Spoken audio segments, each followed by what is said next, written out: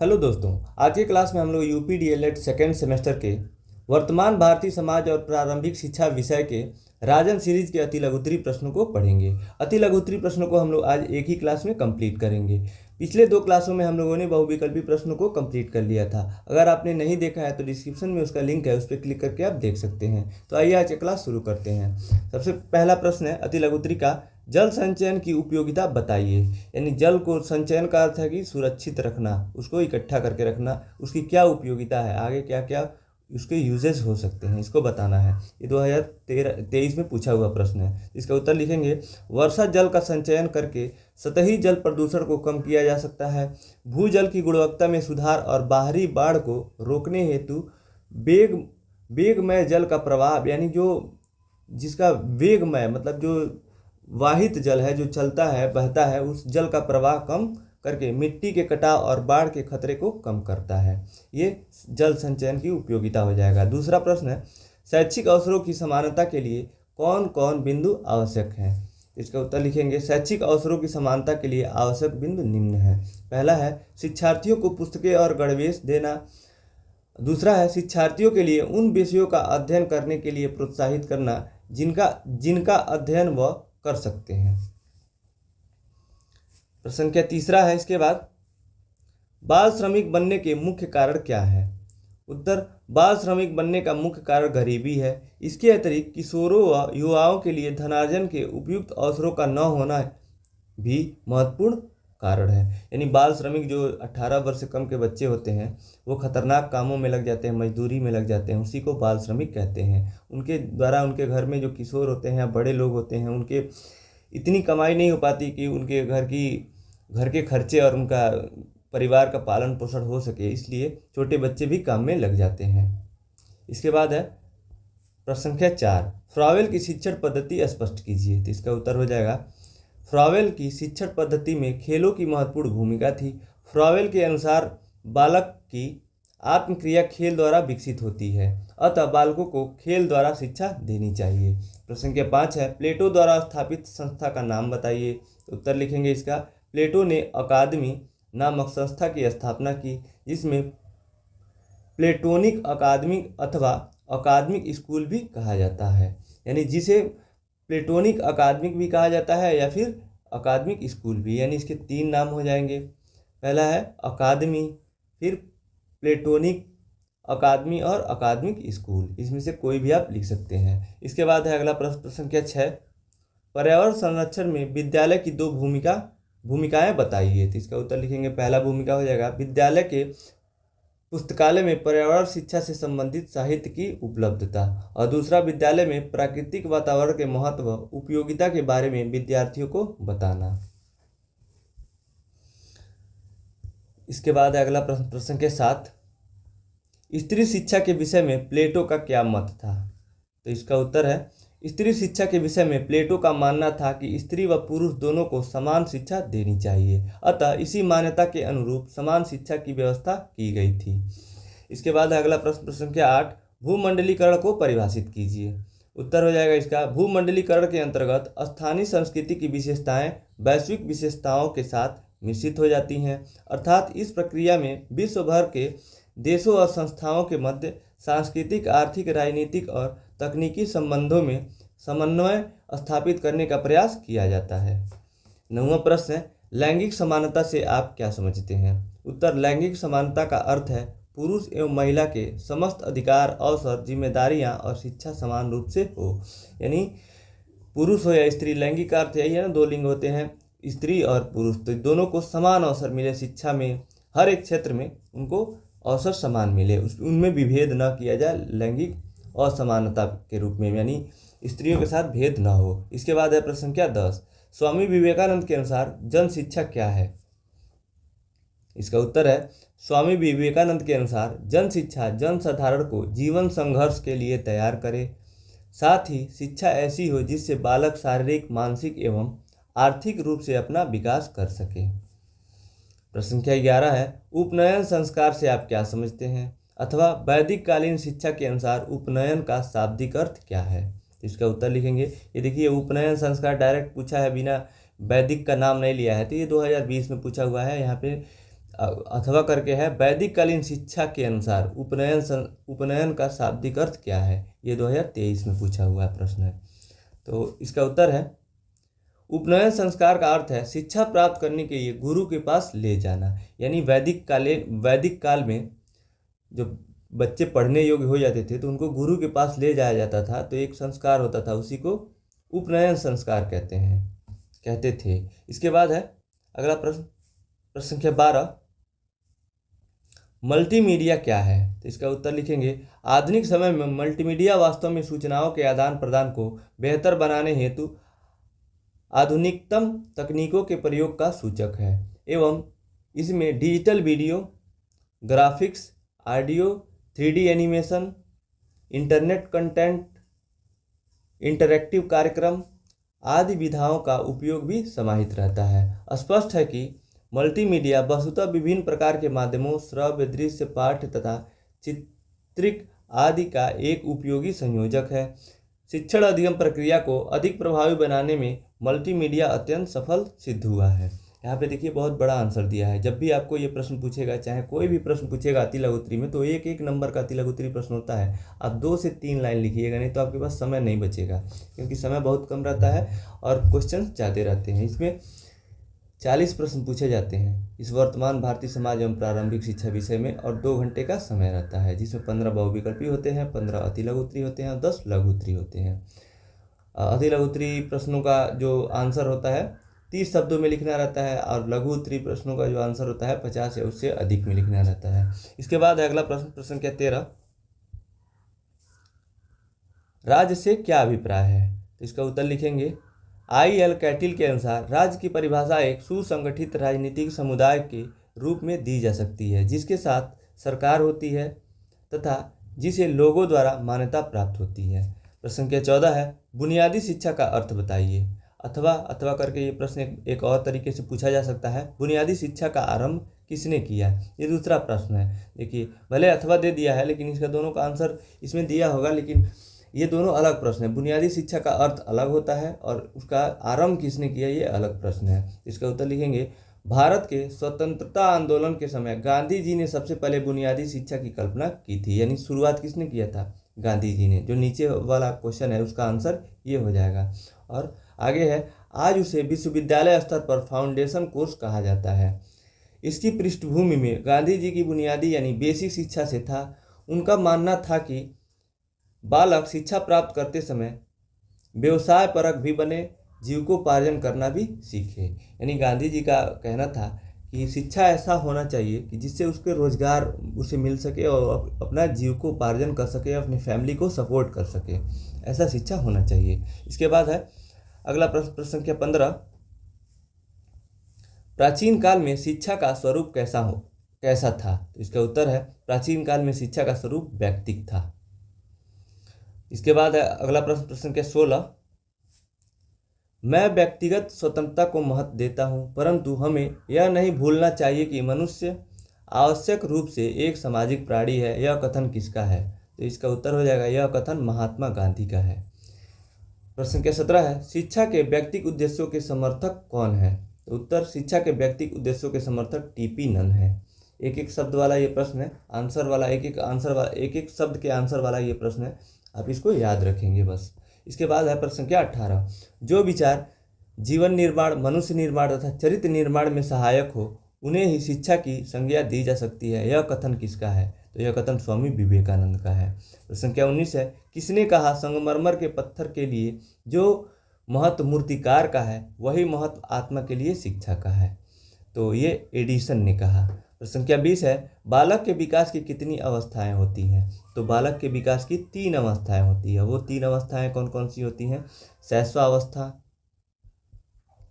बाल्यावस्था और तीसरा किशोरावस्था।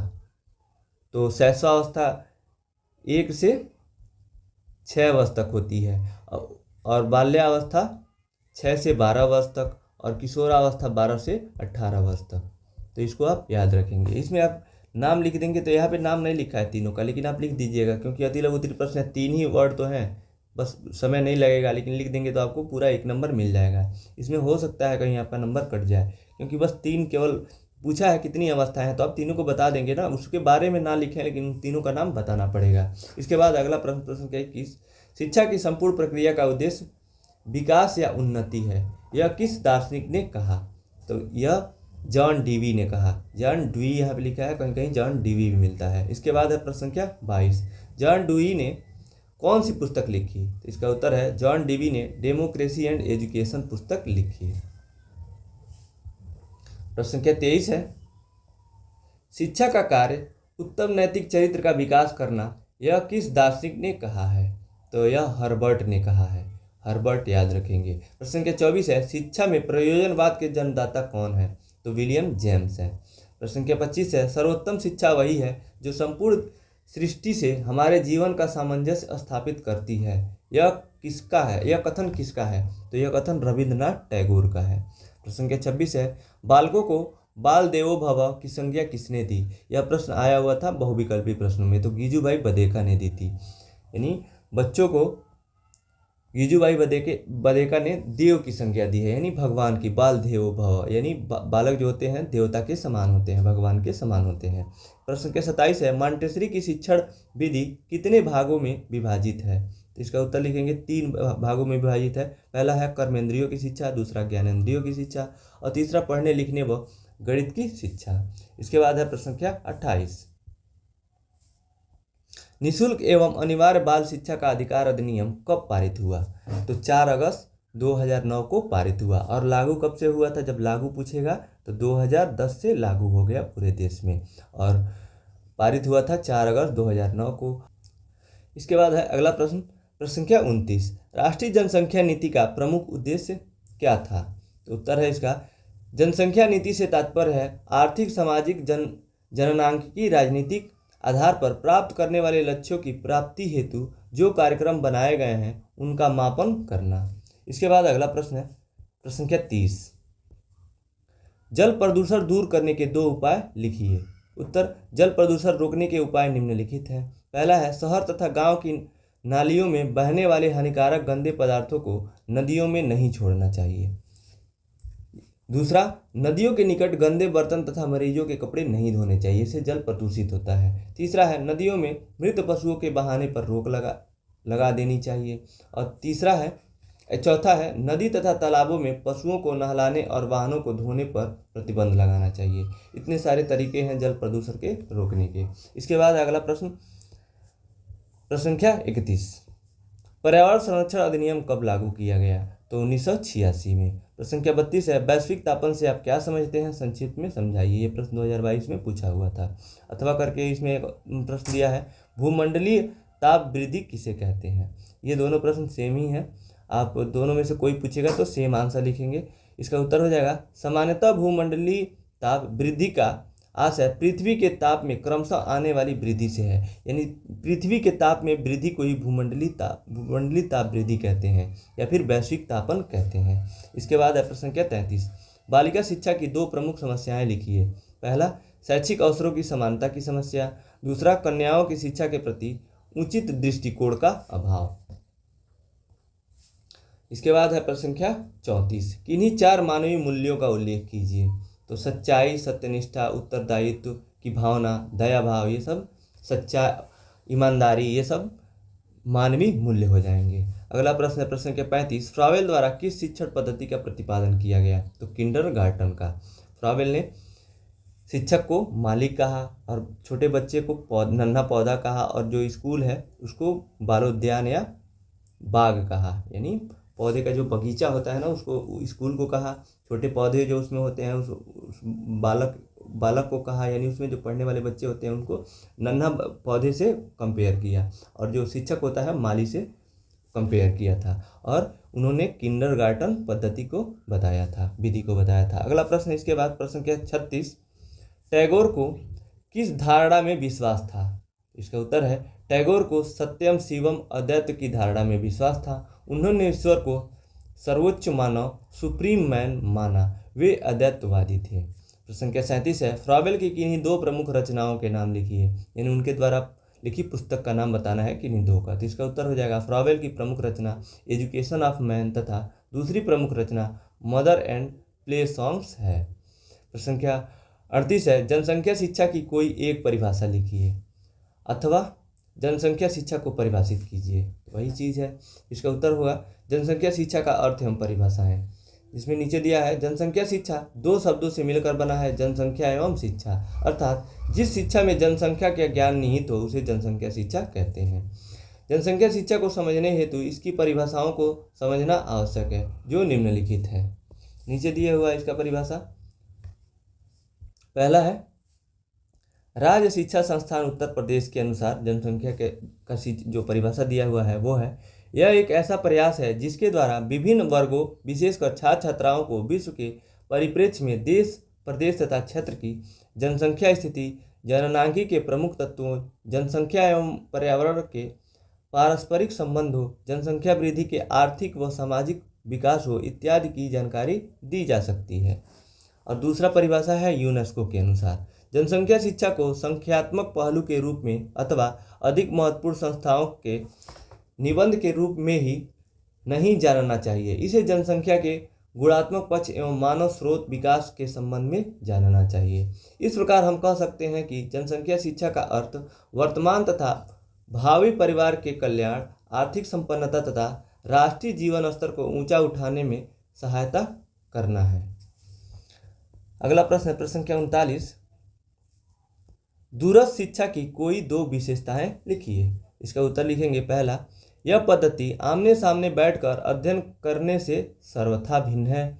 दूसरा है, इस पद्धति में स्व अध्ययन यानी सेल्फ स्टडी पर अधिक बल दिया जाता है। और तीसरा है, दूरस्थ शिक्षा के अंतर्गत छात्र एवं अध्यापक के मध्य संबंध स्थापित करने के लिए radio, Doordarshan, VCR, CD player, computer, internet इत्यादि का प्रयोग किया जाता है। दूरस्थ शिक्षा किसे कहते हैं? दूरस्थ शिक्षा का अर्थ है डिस्टेंस लर्निंग होता है, जिसमें कोई जॉब भी कर रहा है, गवर्नमेंट जॉब हो या प्राइवेट जॉब हो, दूरस्थ शिक्षा के माध्यम से अब आगे उच्च शिक्षा ग्रहण कर सकता है। और इसको ओपन लर्निंग कहते हैं या डिस्टेंस लर्निंग कहते हैं या फिर अनौपचारिक शिक्षा कहते हैं, निरौपचारिक शिक्षा कहते हैं। अनौपचारिक शिक्षा नहीं, अनौपचारिक शिक्षा तो घर की शिक्षा होती है, औपचारिक शिक्षा स्कूल की शिक्षा होती है, जो निरौपचारिक शिक्षा होती है उसी को दूरस्थ शिक्षा कहते हैं। इसमें पाठ्यक्रम तो निर्धारित होता है लेकिन समय निर्धारित नहीं होता है। आप किसी भी तरीके से उसको सेल्फ स्टडी के माध्यम से या फिर कंप्यूटर, लैपटॉप के माध्यम से, मोबाइल से आप पढ़ सकते हैं अपने समय अनुसार। इसके बाद है अगला प्रश्न के 40, अनौपचारिक शिक्षा के उद्देश्य लिखिए। अनौपचारिक शिक्षा यानी जो घर पे दी जाने वाली शिक्षा है, कभी भी किसी भी समय किसी रूप में। इसका उत्तर लिखेंगे। अनौपचारिक शिक्षा जीवन से संबंधित वे अनुभव हैं जिन्हें हम बिना किसी व्यवस्थित प्रयास, संस्था एवं साधन के स्वाभाविक स्थिति से प्राप्त करते हैं।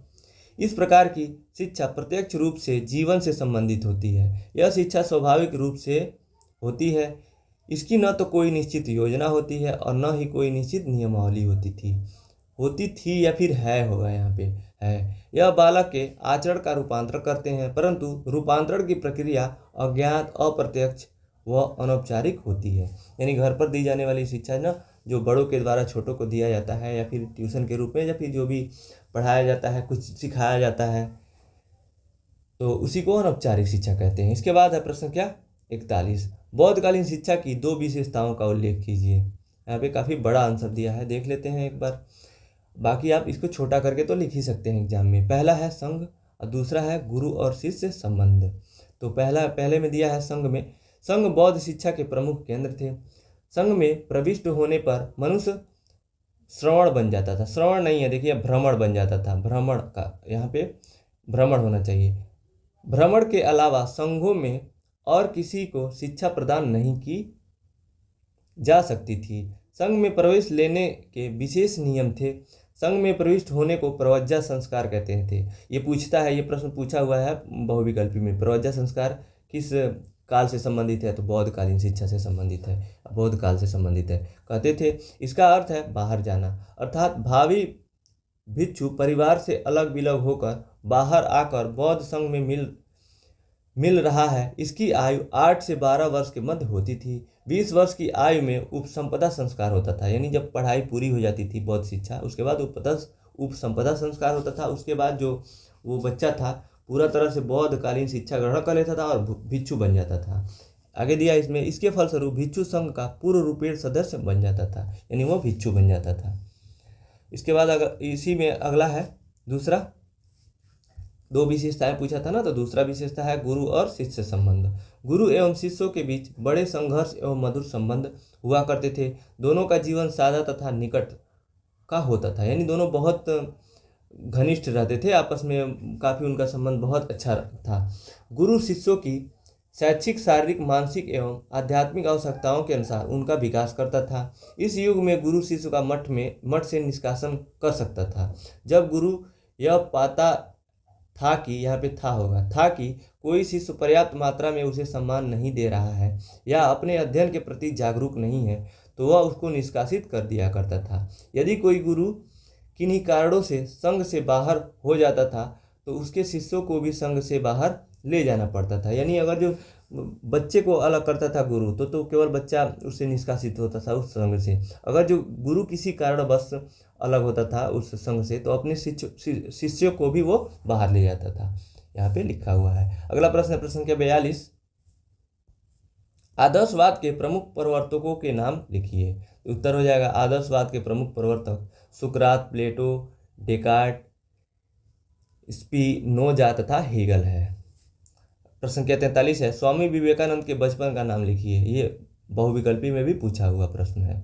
उत्तर हो जाएगा इसका स्वामी विवेकानंद का जन्म कलकत्ता में सन 1863 में हुआ था।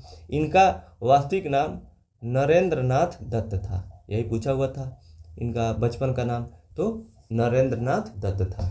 प्रश्न संख्या 44 है टैगोर ने शांति निकेतन विद्यालय की स्थापना कब और कहाँ की। तो उत्तर है इसका टैगोर ने सन 1990 में बोलपुर में शांति निकेतन की स्थापना की। प्रश्न संख्या इसके बाद 45 है जनसंख्या शिक्षा के मुख्य लक्ष्य बताइए। इसका उत्तर लिखेंगे जनसंख्या शिक्षा के मुख्य लक्ष्य निम्नलिखित हैं।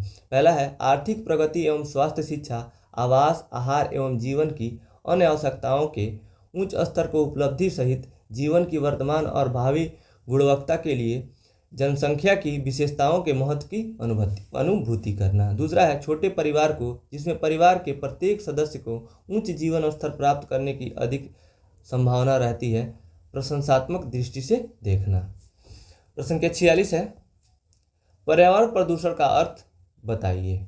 उत्तर वह प्रक्रिया जिसके कारण हमारा भोजन, हवा एवं जल गंदा या दूषित हो जाए, हमारे स्वास्थ्य के लिए खतरा पैदा कर दे, वातावरण अथवा पर्यावरणीय प्रदूषण कहलाता है। यानी पर्यावरण में जो भी अवांछनीय पदार्थों का मिलना जो हमारे लिए हानिकारक है, उसी को पर्यावरण प्रदूषण कहते हैं। चाहे वो जल में मिले, वायु में मिले या फिर भोजन में मिले, कहीं भी कुछ भी मिल रहा है अवांछनीय पदार्थ जो हमारे लिए हानिकारक है, पर्यावरण प्रदूषण कहलाता है। प्रश्न संख्या 47 है मल्टीमीडिया क्या है। ये प्रश्न तो ऊपर अभी आया था, हम लोगों ने पढ़ा है, तो फिर से यहाँ पे दिया है क्योंकि ये 2023 में पूछा हुआ है। 2023 का प्रश्न यहाँ पे दिया है, तो इसका उत्तर है मल्टीमीडिया संचार का एक रूप है जो विभिन्न संदर्भों में उपयोग में लाया जाता है, जैसे लेखन, ऑडियो, इमेज, एनिमेशन तथा वीडियो आदि।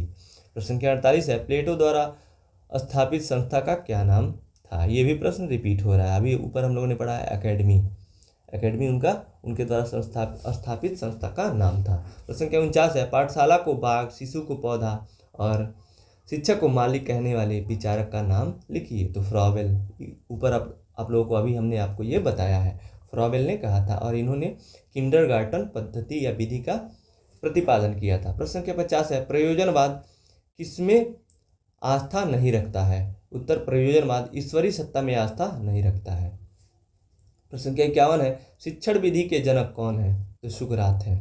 अब प्रश्नोत्तर विधि का कोई पूछेगा तो सुकरात ही हैं। शिक्षण विधि के भी जनक सुकरात ही हैं और प्रश्नोत्तर विधि के भी जो जनक है सुकरात है। प्रश्न संख्या 52 है प्रकृतिवाद को दूसरे किस नाम से जाना जाता है। उत्तर हो जाएगा भौतिकवाद के नाम से। दूसरा प्रकृतिवाद को भौतिकवाद के नाम से भी जाना जाता है। इसके बाद है प्रश्न संख्या 53 फ्रॉबेल ने किंडरगार्टन कब प्रारंभ किया। तो 1939 में। प्रश्न संख्या 54 है समाज के प्रमुख कार्य लिखिए। उत्तर समाज के प्रमुख कार्य हेडिंग लिख के आप इसमें लिख सकते हैं। समाज बालकों के लिए शिक्षा संस्थाओं की स्थापना करता है, उन संस्थाओं को चलाने के लिए उनकी वित्तीय सहायता करता है। प्रश्न संख्या 55 है मूल्य का अर्थ लिखिए एवं किसी विद्वान की परिभाषा दीजिए। मूल्य का अर्थ लिखना है, यानी उनका परिभाषा एक तरह से ही लिखना है। मूल्य का परिभाषा लिखेंगे तो अर्थ हो ही जाएगा, लेकिन किसी विशेष विद्वान का परिभाषा देना है, अपने मन से नहीं देना है। तो इसमें लिखेंगे मूल्य शब्द का शब्दकोशी अर्थ होता है व्यक्ति या किसी वस्तु का ऐसा गुण जिसके कारण वह महत्वपूर्ण, सम्मानीय तथा उपयोगी सिद्ध हो जाए। प्रश्न संख्या 56 है, बाल अपराध के प्रमुख बिंदु कितने प्रकार के होते हैं? उत्तर, तो बाल अपराध के प्रमुख बिंदु दिया है गरीबी, भूखमरी, अशिक्षा, उचित वातावरण का न मिलना, जागरूकता आदि।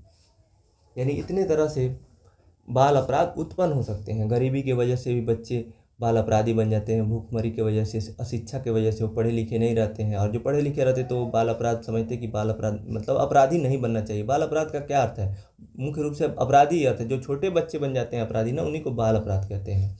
उसके बाद उचित वातावरण का न मिलना, उनका जो संगत हो बुरे लड़कों के साथ हो जाना किशोरावस्था में, इसलिए बच्चे अपराधी बन जाते हैं। इसके बाद है प्रश्न संख्या 57, कलकत्ता मदरसा किस सन में खुला? ये बहुविकल्पी में आया हुआ था। उत्तर, सन 1781 में प्रथम गवर्नर जनरल वारेन हेस्टिंग्स द्वारा कलकत्ता मदरसा खोला गया। प्रश्न संख्या 58 है, बनारस संस्कृत कॉलेज कब और किसके द्वारा प्रारंभ किया गया? तो इसका उत्तर है सन 1791 में जोनायाल डंकन के प्रयासों से बनारस संस्कृत कॉलेज प्रारंभ हुआ। प्रश्न संख्या 59 है, मैकाले ने अपना विवरण कब प्रस्तुत किया?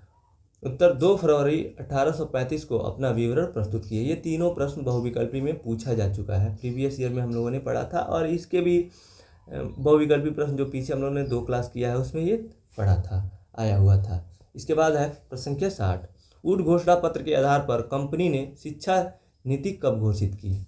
उत्तर, वुड के घोषणा पत्र के आधार पर कंपनी ने 19 जुलाई 1854 को अपनी शिक्षा नीति घोषित की। इसके बाद है प्रश्न संख्या 61, निरौपचारिक शिक्षा के विभिन्न साधनों में किस आयु वर्ग के लिए अधिक दबाव डाला गया? उत्तर हो जाएगा इसका, आयु का कोई बंधन नहीं होता था निरौपचारिक शिक्षा के लिए। इसके बाद है प्रश्न संख्या 62, शिक्षा के व्यक्तिक और सामाजिक उद्देश्यों का समन्वय आवश्यक है क्योंकि शिक्षा व्यक्ति की खुशी और राज्य कल्याण के लिए है, यह कथन किसका है? तो यह कथन प्लेटो का है। प्रश्न संख्या 63 है, प्राथमिक शिक्षा कब प्रारंभ होती है? तो प्राथमिक शिक्षा 6 वर्ष से 12 वर्ष तक चलती है।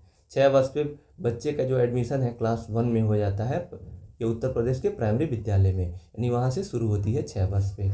इसके बाद है प्रश्न संख्या 64, शिक्षा त्रिमुखी प्रक्रिया है, इस कथन की व्याख्या कीजिए। तो जॉन डीवी ने कहा है, शिक्षा में अध्यापक विद्यार्थी के साथ साथ पाठ्यक्रम भी सम्मिलित किया जाता है, इसलिए शिक्षा त्रिमुखी प्रक्रिया है।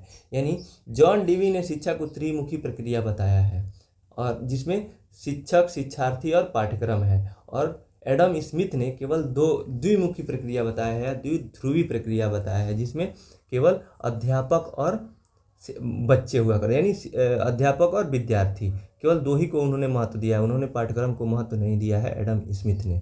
और ये प्रश्न बहुविकल्पी में कई बार पूछा जा चुका है प्रीवियस ईयर में, वहाँ भी हम लोगों ने पढ़ा है, राजन सीरीज के बहुविकल्पी में भी पढ़ा है। मैंने इस सब्जेक्ट का प्रीवियस ईयर 2023 से 2016 तक करा रखा है। अगर आप लोगों ने नहीं देखा है या फिर आपको देखना है प्रीवियस ईयर, तो नीचे डिस्क्रिप्शन में इसका लिंक दिया हुआ है, उस पर क्लिक करके आप 6 साल के, क्योंकि 2021 और 2018 में सेकेंड सेमेस्टर का एग्ज़ाम नहीं हुआ था, 2018 और 21 में सेकेंड सेमेस्टर का एग्ज़ाम नहीं हुआ था, तो इसका कोई पेपर अवेलेबल नहीं है। बाकी जो 6 साल के 2023 से 2016 तक का पेपर दिया हुआ है, डिस्क्रिप्शन में आप देख सकते हैं। इसके बाद अगला प्रश्न संख्या 65, गांधी जी द्वारा प्रतिपादित शिक्षा की परिभाषा लिखिए। यानी गांधी जी द्वारा शिक्षा की परिभाषा लिखना है, तो गांधी जी ने शिक्षा का क्या परिभाषा दिया था? तो इसका उत्तर है, गांधी जी ने कहा है, शिक्षा से मेरा अभिप्राय बालक और मनुष्य की संपूर्ण शारीरिक, मानसिक और आध्यात्मिक शक्तियों का सर्वांगीण विकास करना है।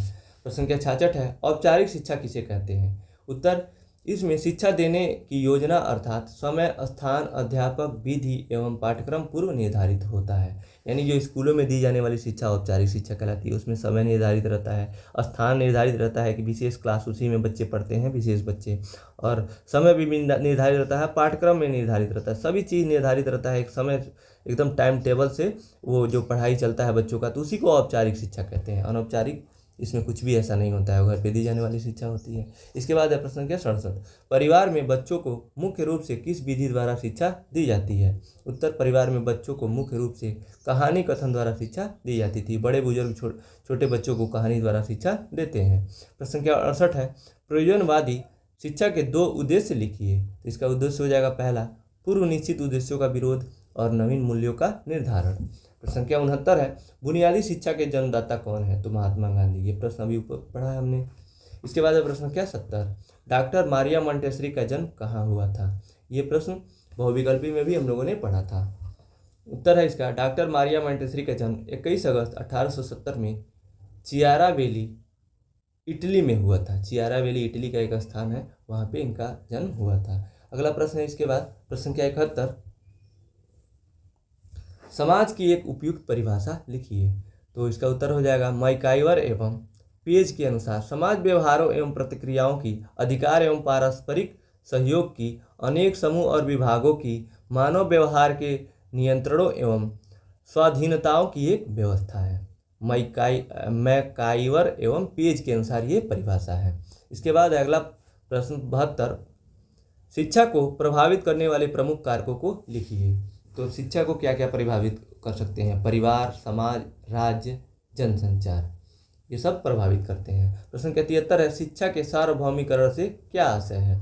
उत्तर, शिक्षा के सार्वभौमिकरण से आशय विभेद रहित शिक्षा से है। संविधान की धारा 29(2) में देश में सार्वभौमिक शिक्षा की व्यवस्था की गई है, यानी किसी भी धर्म, जाति, लिंग या फिर हाइट या कलर, यानी किसी के आधार पे भी इन्हीं 2 व्यक्तियों में भेद नहीं किया जा सकता है। शिक्षा में सबको समान शिक्षा ग्रहण करने का अधिकार प्राप्त है। प्रश्न के 74 है, बाल श्रम से क्या अभिप्राय है? उत्तर, जो श्रम 14 वर्ष से कम बालकों द्वारा किया जाता है वह बाल श्रम कहलाता है। अब तो इसको 18 वर्ष कर दिया गया है समय। 18 वर्ष से कम बच्चे जो होते हैं उनको, और जो कोई भी श्रम कर रहे हैं या खतरनाक कार्यों में लिप्त हैं, फैक्ट्रियों में काम कर रहे हैं, तो उसको बाल श्रम कहा जा रहा है। इसके बाद है प्रश्न संख्या 75, वायु प्रदूषण के मूल रूप से कितने स्रोत माने जाते हैं? तो उत्तर, वायु प्रदूषण के 2 स्रोत माने जाते हैं, पहला प्राकृतिक स्रोत, दूसरा है मानवीय स्रोत। प्रश्न संख्या 76 है, जल संरक्षण से क्या अभिप्राय है? उत्तर, जल संरक्षण से तात्पर्य जल के संसाधनों पर नियंत्रण रखना तथा उनका विकास करना है। जल संरक्षण सतही तथा भूमि के अंदर दोनों ही प्रकार के जल का करना होता है, जल का संचयन करना होता है। देखिए यहाँ पे छूट गया है, जल का यहाँ संचयन लिख सकते हैं, जल का संचयन करना होता है तथा जल के प्रदूषण पर भी नियंत्रण रखना होता है। प्रश्न संख्या 77 है, प्राचीन काल में 2 वेदों के ज्ञाता को क्या कहते थे? तो प्राचीन काल में 2 वेदों के ज्ञाता को वसु कहते थे। प्रश्न संख्या 78 है, प्राचीन काल में 3 वेदों के ज्ञाता को क्या कहते थे? तो प्राचीन काल में 3 वेदों के ज्ञाता को रुद्र कहते थे। 79 है अगला प्रश्न, प्राचीन काल में चारों वेदों के ज्ञाता को क्या कहा जाता था? तो उत्तर, प्राचीन काल में चारों वेदों के ज्ञाता को आदित्य कहा जाता था, यानी 2 वेदों के ज्ञाता को वसु, 3 वेदों के ज्ञाता को रुद्र और 4 वेदों के ज्ञाता को आदित्य। ये देखिए, ये पूछा हुआ है प्रश्न, इसको आप याद रखेंगे। अगला प्रश्न है प्रश्न संख्या 80, वैदिक शिक्षा में 5 वर्ष की अवस्था पूर्ण करने के बाद जब गुरुकुल में प्रवेश लेता था बच्चा, तब कौन सा संस्कार किया जाता था वैदिक काल में? तो ऊपर आया था ये प्रश्न, तो उसको क्या कहते थे? तो इसका उत्तर हो जाएगा, वैदिक काल में 5 वर्ष पूर्ण करने के बाद गुरुकुल में प्रवेश के समय चूड़ा कर्म संस्कार किया जाता था। जो ऊपर प्रश्न आया हुआ था वहाँ था उपनयन संस्कार। वैदिक काल में 8 से 12 वर्ष की अवस्था में जब बच्चा गुरु के पास ले जाया जाता था उसको शिक्षा के लिए, तो उसको उपनयन संस्कार कहते थे। यहाँ पे है, और जो 5 वर्ष की आयु में जब बच्चे को ले जाया जाता था उसको चूड़ा कर्म संस्कार किया जाता था। तो ये आप दोनों में डिफरेंस याद रखेंगे, ये 5 वर्ष पे है, वो 8 वर्ष पे है। अगला प्रश्न प्रश्न 81, वैदिक काल में गुरुकुल में प्रवेश के लिए भेजते समय कौन सा संस्कार कराया जाता था? तो वही है उपनयन संस्कार। ये 8 वर्ष की आयु में होता था, बच्चे को गुरुकुल में ले जाया जाता था। यहाँ पे क्या है, 5 वर्ष की आयु में के बाद गुरुकुल में प्रवेश के समय चूड़ा संस्कार होता था। ऊपर लिखा हुआ है ना, एक बार मैं आपको दिखा देता हूँ। दोनों वैदिक काल में ही है, 5 वर्ष पूर्ण करने के बाद गुरुकुल में प्रवेश के समय चूड़ा संस्कार, और वैदिक काल में गुरुकुल में प्रवेश करने के लिए भेजते समय कौन सा संस्कार, तो उपनयन संस्कार। दोनों वैदिक काल में है, बस 3 साल का डिफरेंस है। अगला प्रश्न संख्या 82, उपनयन का शाब्दिक अर्थ क्या है? उत्तर, उपनयन का शाब्दिक अर्थ है गुरु के पास ले जाना। प्रश्न संख्या 83 है, छात्र छात्राओं में मूल्यों के विकास हेतु कौन कौन से जनसंचार साधन है? उत्तर, विचारों का प्रस्तुतिकरण लाइव वीडियो द्वारा, और दूसरा है समाचार पत्रों द्वारा। प्रश्न संख्या 84 है, जल संचयन का मूल सिद्धांत क्या है? उत्तर, जल को एकत्रित करना तथा जल को संचित करके भविष्य की मांग को पूरा करना ही जल संचयन कहलाता है। मूल सिद्धांत पूछा है, यानी इसका अर्थ क्या है मूल रूप से, तो जल को बचाना ही जल संचयन कहलाता है। इसके बाद है प्रश्न संख्या 85, वैदिक साहित्य में शिक्षा शब्द का प्रयोग किन अर्थों में किया गया? उत्तर, विद्या, ज्ञान, बोध और विनय के अर्थों में किया गया। इसके बाद है प्रश्न संख्या 86, बालिका शिक्षा का आशय बताइए। तो बालिका शिक्षा यानी बालिकाओं का शिक्षा, तो उत्तर है इसका, शिक्षा हर मनुष्य के लिए अत्यंत अनिवार्य घटक है। बिना शिक्षा के मनुष्य पशु समान है। प्राचीन काल में नारी के लिए शिक्षा का प्रबंधन था, पर स्थिति बहुत शोचनीय थी। अब बदलते समय में नारी भी पुरुषों के समान शिक्षित हो रही हैं, यानी नारी को दिया जाने वाला शिक्षा, उनको बढ़ चढ़ कर हर एक विभाग में लिया जाने वाला भाग ले रही हैं महिलाएं, और शिक्षित हो रही हैं, बड़े बड़े काम कर रही हैं, ऊंचे ऊंचे पद ग्रहण कर रही हैं, उन्हीं को बालिका शिक्षा का आशय है। इसका अर्थ यही है, सिंपली है, यानी बालिका शिक्षा का आशय बालिका की शिक्षा से है। प्रश्न के 87 है, दूरस्थ शिक्षा का उद्देश्य बताइए। उत्तर, उच्चतम शिक्षा के लिए व्यापक अवसर प्रदान करना, यानी बच्चे, कई लोग होते हैं जो जॉब में लग जाते हैं, जब जॉब करने लगते हैं कोई भी, तो पढ़ाई लिखाई उनकी नहीं हो पाती थी, क्योंकि रेगुलर जो भी शिक्षा व्यवस्था थी हमारे यहाँ। लेकिन उसके बाद दूरस्थ शिक्षा शुरू किया गया, जिसमें जो कोई जॉब कर रहा है, किसी भी काम में कर रहा है, हाउस वाइफ्स हैं जो घर से बाहर नहीं निकल सकती, वो डिस्टेंस लर्निंग या ओपन लर्निंग या दूरस्थ शिक्षा के माध्यम से अपनी उच्च शिक्षा को ग्रहण कर सकती हैं। ये पहला हो जाएगा उद्देश्य। दूसरा होगा, शिक्षित व्यक्तियों को उनके वर्तमान रोजगार में बाधा उत्पन्न किए बिना ज्ञान विकास हेतु अवसर प्रदान करना, यही हमने आपको बताया है। प्रश्न संख्या 88 है, विद्यालय तथा समुदाय के घनिष्ठ संबंध पर कोई परिभाषा लिखिए। इसका उत्तर होगा, विद्यालय समाज के चरित्र का सुधार करने का साधन है। वह सुधार सामाजिक उन्नति की दिशा में है या नहीं, यह विद्यालय के संचालकों के विचारों एवं आदर्शों पर निर्भर रहता है। प्रश्न संख्या इसके बाद 89 है,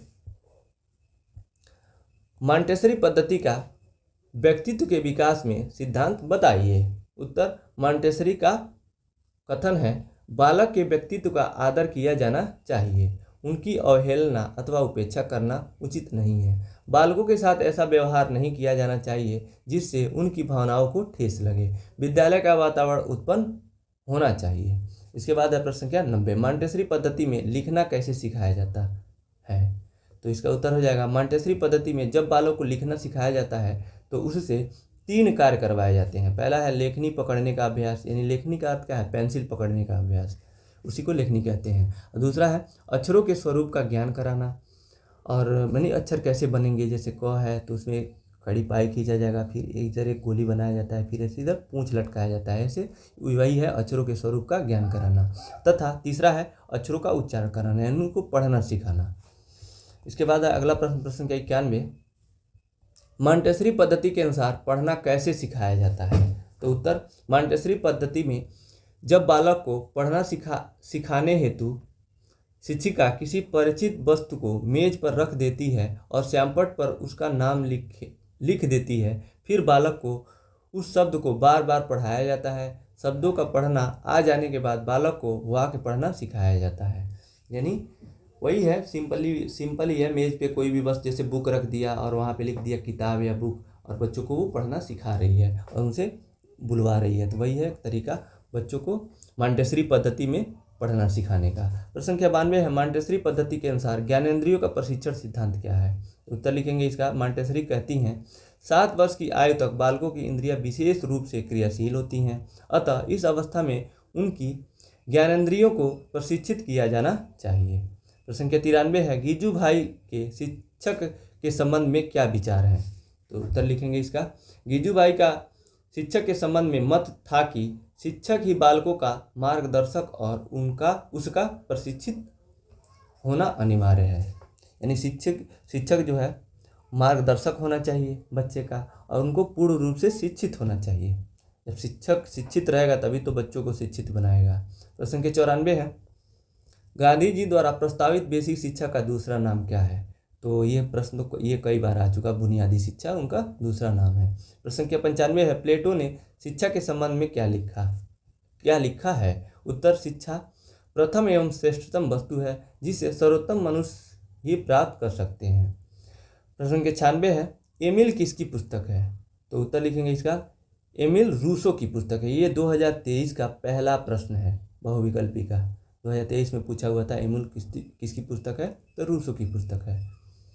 और ये इस राजन सीरीज का भी पहला बहुविकल्पी प्रश्न है। पहले भी 2023 का ही प्रश्न दिया हुआ है, क्वेश्चन दिए हुए थे, इस राजन सीरीज का भी पहला प्रश्न है, 2023 का भी पहला प्रश्न है। इसके बाद अगला प्रश्न संख्या 97, निषेधात्मक शिक्षा का क्या तात्पर्य है? इसका प्रतिपादक कौन है? तो उत्तर लिखेंगे इसका, रूसो प्रकृतिवादी विचारक था और उसकी शिक्षा निषेधात्मक थी। वह 12 वर्ष की आयु तक बालक को औपचारिक शिक्षा देने के पक्ष में नहीं था। यानी कहता था कि 12 वर्ष का जब बच्चा वर्ष यानी वो उम्र कंप्लीट कर ले, 12 वर्ष का हो जाए, तभी वो उसको स्कूलों में भेजा जाए। उसके पहले घर पर उसको अनौपचारिक शिक्षा यानी बड़ों के द्वारा शिक्षा दिया जाना चाहिए। उसके शारीरिक विकास होना चाहिए, बच्चों को खेलने दिया जाना चाहिए। यानी 12 वर्ष तक उसने बच्चे को स्कूल में न भेजने की बात कही थी। इसके बाद है प्रश्न संख्या 98, रूसो ने अनुशासन के किन 2 सिद्धांतों का प्रतिपादन किया? तो इसका उत्तर लिखेंगे, रूसो ने अनुशासन के 2 सिद्धांतों का प्रतिपादन किया। पहला है स्वतंत्रता का सिद्धांत, दूसरा है प्रकृति परिणाम द्वारा अनुशासन का सिद्धांत। इसके बाद है प्रश्न संख्या 99, प्राकृतिक परिणाम द्वारा अनुशासित होने से क्या तात्पर्य है? तो उत्तर लिखेंगे इसका, प्राकृतिक परिणाम द्वारा अनुशासित होने से आशय है कि प्रकृति हमें अच्छे कार्यों हेतु पुरस्कृत तथा बुरे कार्यों के लिए दंडित करती है। प्रश्न संख्या 100 है, डुई के अनुसार शिक्षक क्या है? उत्तर लिखेंगे इसका, डुई के अनुसार एक शिक्षक बच्चे की एक सामाजिक मनोवैज्ञानिक आवश्यकता है। प्रश्न संख्या 101 है, फ्रावेल ने अपना विद्यालय किस वर्ष प्रारंभ किया जिसका नाम बालोद्यान या किंडरगार्टन था? इसका उत्तर है, फ्रावेल ने अपना विद्यालय सन 1839 में प्रारंभ किया। ये प्रश्न रिपीट हो रहा है, सन पूछा हुआ है ना, तो ये रिपीट हो रहा है। इसके पहले अभी हम लोगों ने इसको पढ़ा है। इसके बाद अगला प्रश्न है प्रश्न संख्या 102, मॉन्टेसरी ने अपने शिक्षण सिद्धांतों को कितने भागों में बांटा है? तो उत्तर लिखेंगे इसका, मॉन्टेसरी ने अपने शिक्षण सिद्धांतों को 3 भागों में बांटा है। पहला है कर्मेंद्रियों की शिक्षा, दूसरा है ज्ञानेंद्रियों की शिक्षा और तीसरा है भाषा तथा गणित की शिक्षा। इसके बाद है प्रश्न संख्या 103, कोठारी आयोग ने शैक्षिक विद्यालयों के संबंध में क्या लिखा है? इसका उत्तर लिखेंगे, कभी कभी इस बात की ओर पूर्ण रूपेण ध्यान नहीं दिया जाता है कि इस समय देश के विभिन्न भागों में शैक्षिक विकासों में भारी असंतुलन मौजूद है। एक राज्य और दूसरे राज्य के विकास में भारी अंतर दिखाई देता है और एक जिले व दूसरे जिले के विकास में बड़ा अंतर दिखाई देता है। उन्होंने अंतर को बताया है कि जो इस समय कई बार जो शैक्षिक विद्यालयों के संबंध में काफ़ी अंतर देखा गया है कि कोई ज़िला है जो बहुत शिक्षित है, दूसरा ज़िला बहुत पिछड़ा हुआ है। और एक हमारे ही देश में कोई राज्य बहुत ज़्यादा संपन्न है, बहुत ज़्यादा शिक्षित है, वहाँ पे जो साक्षरता है 100% है या फिर 90% से ऊपर है, कहीं कहीं है 40% है, 50% है। तो यही है, उन्होंने अंतर को असंतुलन को बताया। इसके बाद है प्रश्न संख्या 104, शैक्षिक विषमता का एक कारण निर्भरता भी है, कैसे? इसका उत्तर लिखेंगे, शिक्षा के अवसरों की विषमता का एक और कारण यह है कि जनसंख्या का एक बहुत बड़ा भाग निर्धन तथा बहुत छोटा भाग धनी है। एक निर्धन व्यक्ति का बालक किसी शैक्षणिक संस्था के निकट होते हुए भी वह अवसर प्राप्त नहीं कर पाता जो एक धनी व्यक्ति के बालक को शिक्षा संस्था के दूर होने पर भी मिल जाती है। यानी एक जो निर्धन व्यक्ति है, उसका बालक है, उसका जो स्कूल है बहुत पास है, फिर भी वो शिक्षा ग्रहण नहीं कर पाता। लेकिन एक धनी है, उसका स्कूल काफ़ी दूर है, फिर भी वो शिक्षा ग्रहण कर लेता है, उसके लिए आसान रहता है। यानी ये एक निर्धनता भी एक बहुत बड़ा कारण है शैक्षिक विषमता का। अगला प्रश्न है प्रश्न संख्या 105, शिक्षा के व्यवसायीकरण की क्या आवश्यकता है? इसका उत्तर लिखेंगे, जनता एवं देश की खुशहाली तभी पूर्ण हो सकेगी जबकि हमारी शिक्षा प्रणाली इस प्रकार की हो कि वह कुशल तथा व्यवहारिक नागरिकों का निर्माण करे, पढ़े लिखे बेकार नागरिक का नहीं। यानी व्यवसायीकरण का अर्थ है कि ऐसा शिक्षा जिससे उसमें व्यवसाय मिल सके, रोजगार मिल सके, जो भी पढ़ रहा है वो अपना भरण पोषण कर सके, कुछ धन अर्जित कर सके। इसके बाद है प्रश्न संख्या 106, बचपन छीनता बाल श्रम पर टिप्पणी लिखिए। तो इसका उत्तर है, सरकार एवं संविधान ने ऐसी व्यवस्था की है कि बच्चे निःशुल्क शिक्षा प्राप्त कर सकें। इसी आधार पर निःशुल्क तथा अनिवार्य प्राथमिक शिक्षा तथा शिक्षा का अधिकार अधिनियम बनाए गए हैं, किंतु निश्चित रूप से पारिवारिक स्थिति अनिवार्य बाल शिक्षा में बाधक है। पारिवारिक परिस्थितियां बाल श्रम को विवश करती हैं। बाल श्रम के कारण बच्चे का बचपन छीन जाता है। जिस उम्र में उन्हें पुष्प के समान विकसित होना चाहिए, उस उम्र में बाल श्रम के कारण उनकी इच्छाएं, मनोकामनाएं समाप्त हो जाती हैं और बच्चों का बचपन छिन जाता है। यानी इसका अर्थ है कि जो भी बच्चे बाल श्रम करते हैं, यानी कोई किसी फैक्ट्री में, कल कारखानों में काम करते हैं, उनका बचपन छिन जाता है, वो कामों में लग जाते हैं। उस समय उनको खेलना चाहिए और उनके शरीर का अच्छे से विकास करना चाहिए, खाना चाहिए, घूमना चाहिए या फिर खेलना चाहिए बच्चों के साथ। उनको खेलने का उम्र होता है, उस समय वो काम में लग जाते हैं, तो उनका बचपन तो छीन ही गया ना। तो वही लिखा हुआ है यहाँ पे, उसी के बारे में टिप्पणी लिखना था। प्रश्न संख्या 107 है, जनसंख्या शिक्षा का अर्थ लिखिए। उत्तर, जनसंख्या में अबाध गति से वृद्धि के फलस्वरूप मानव जीवन के आर्थिक, सामाजिक, राजनीतिक तथा सांस्कृतिक पक्षों पर पड़ने वाले कुप्रभावों के प्रति जागरूक तथा संबद्ध संस्थाओं के विषय में वैचारिक क्रांति की शैक्षिक व्यवस्था ही जनसंख्या शिक्षा कहलाती है। ये प्रश्न रिपीट हुआ है, इसके पहले इसको हम लोगों ने पढ़ा था, लेकिन उसका आंसर वहाँ पे अलग था, यहाँ पे अलग दिया हुआ है। इसके बाद है प्रश्न संख्या 108, जनसंख्या शिक्षा की आवश्यकता क्यों है। तो इसका उत्तर लिखेंगे, जनसंख्या शिक्षा की आवश्यकता निम्नलिखित कारणों से पड़ती है। पहला है राष्ट्रीय प्रगति के लिए, दूसरा है आर्थिक प्रगति के लिए, तीसरा है मानव संसाधन कुशलता के लिए, चौथा है परिवार नियंत्रण कार्यक्रम की सफलता के लिए, पांचवा है परिवार नियोजन के लिए और छठवां है योजनाओं की सफलता के लिए। यानी छोटा परिवार रहेगा, जनसंख्या कम रहेगा तो राष्ट्रीय प्रगति भी तेज से होगी, आर्थिक विकास भी होगा, कम खर्चे में ज़्यादा लोग खुशी रहेंगे। मानव संसाधन जितने हैं वहाँ पे जब लोग बढ़ जाएंगे तो संसाधनों की कमी हो जाएगी, कम लोग रहेंगे तो अच्छे से उन संसाधनों का उपयोग कर सकेंगे, ये सब हो जाएंगे। इसके बाद है अगला प्रश्न संख्या 109, शिक्षा द्वारा समाज का विकास किस प्रकार संभव है। इसका उत्तर है, शिक्षा समाज के विकास का कार्य करती है, अतः यदि किसी समाज का विकास किया जाना हो तो वहाँ शिक्षा की उत्तम व्यवस्था की जानी चाहिए। शिक्षा का एक कार्य यह है कि यह मनुष्यों को यह सिखाए कि व्यक्तिगत हितों की अपेक्षा सार्वजनिक हितों को प्रधानता दी जानी चाहिए। प्रश्न 110 है, समाज का प्रमुख शैक्षिक कार्य लिखिए। उत्तर हो जाएगा इसका, समाज बालकों हेतु शिक्षा संस्थाओं की स्थापना करता है, उन संस्थाओं को चलाने के लिए उनकी वित्तीय सहायता करता है। इसके बाद अगला प्रश्न संख्या 111, समाज शारीरिक विकास के लिए क्या करता है। उत्तर, समाज अपने सदस्यों के शारीरिक विकास हेतु खेल कूद के साधनों का प्रबंधन करता है। समाज बालकों के व्यायाम हेतु व्यायामशालाओं का निर्माण करता है। 112 है, परिवार द्वारा शारीरिक विकास के साधन बताइए। उत्तर, घर पर ही व्यक्ति के शारीरिक विकास की नींव पड़ती है, इसके लिए निम्नलिखित बातों का ध्यान रखना चाहिए।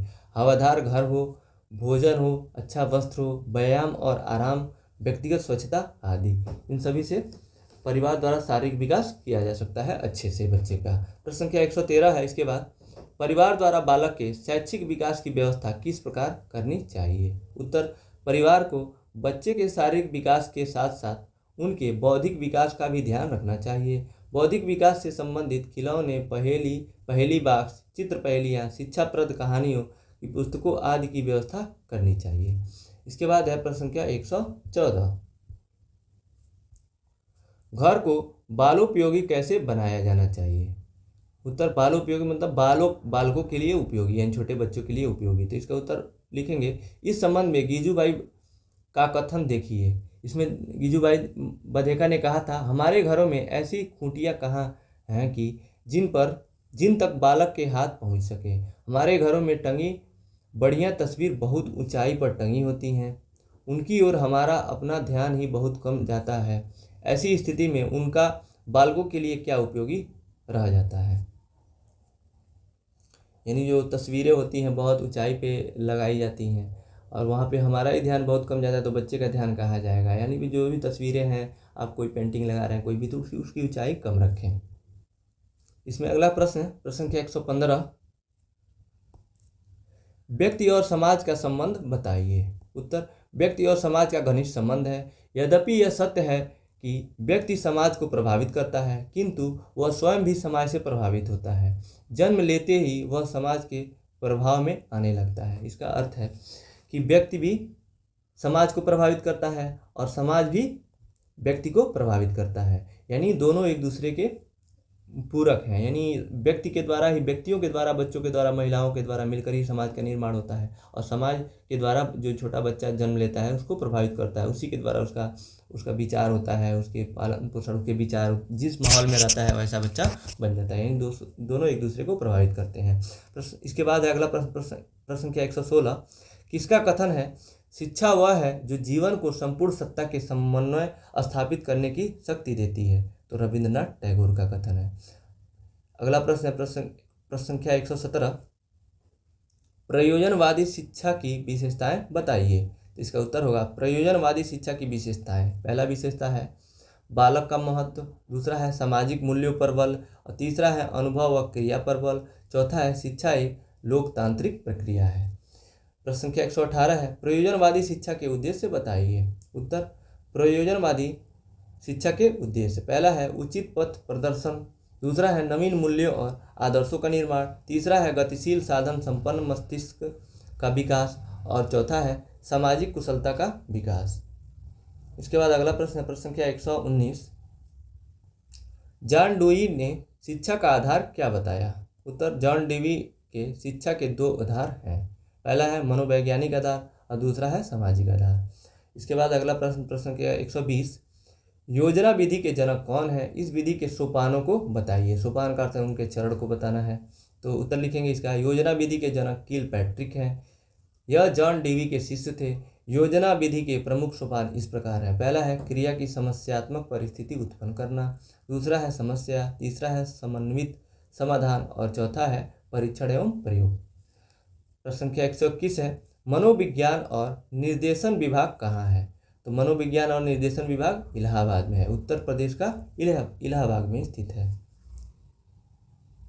इसके बाद है प्रश्न संख्या 122, राज्य परियोजना कार्यालय कहाँ है। राज्य परियोजना का अर्थ क्या है, उत्तर प्रदेश का जो राज्य परियोजना है वो कहाँ पे है, तो लखनऊ में स्थित है।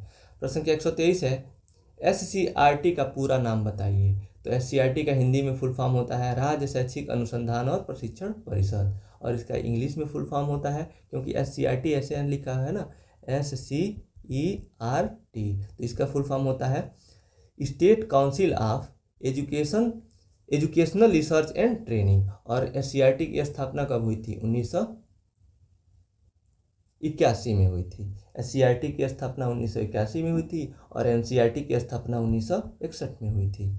अगला प्रश्न है प्रश्न संख्या 124, NCERT का पूरा नाम बताइए। देखिए NCERT भी आ गया यहाँ पे, तो इसका उत्तर हो जाएगा, इसका फुल फॉर्म हिंदी में हो जाएगा राष्ट्रीय शैक्षिक अनुसंधान और प्रशिक्षण परिषद, और इसकी स्थापना 1961 में हुई थी। और इसका इंग्लिश में फुल फॉर्म होता है national council of educational research and training.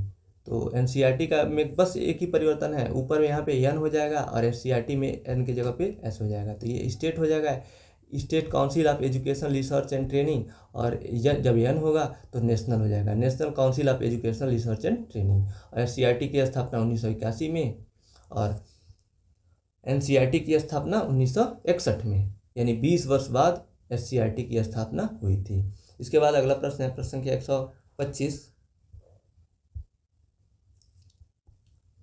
राज्य शैक्षिक अनुसंधान और प्रशिक्षण परिषद गठन किस वर्ष में हुआ। तो वही पूछा हुआ SCRT का, हमने बताया 1981 में। तो राज्य शैक्षिक अनुसंधान और प्रशिक्षण परिषद का गठन 1981 ईस्वी में हुआ था। प्रश्न संख्या 126 है NCERT कहाँ है। तो दोनों का मुख्यालय नई दिल्ली में है, SCRT का भी और NCERT का भी, इन दोनों का मुख्यालय कहाँ है, तो नई दिल्ली में है। प्रश्न संख्या 127 है BRC का पूरा नाम क्या है। तो BRC का फुल फॉर्म होता है ब्लॉक संसाधन केंद्र, यानी ब्लॉक रिसोर्स, BRC ऐसे लिखते हैं ना, BRC block resource centre, BRC होता है, T नहीं होता है, ब्लॉक रिसोर्स सेंटर। इसको हिंदी में कहते हैं ब्लॉक संसाधन केंद्र। और BRC का काम क्या होता है कि प्राइमरी स्कूलों में बुक उपलब्ध कराना और शिक्षण अधिगम सामग्रियाँ उपलब्ध कराता है BRC। प्रश्न संख्या 128 है, घर की परिवार के मूल्यों के विकास में भूमिका बताइए। उत्तर, घर को जीवन की शाश्वत पाठशाला कहा जाता है। बालक अपने पारिवारिक मूल्यों की अनुकृति है। इसके बाद अगला प्रश्न, प्रश्न संख्या 129, बालक में मूल्यों के विकास हेतु कौन से जनसंचार साधन है।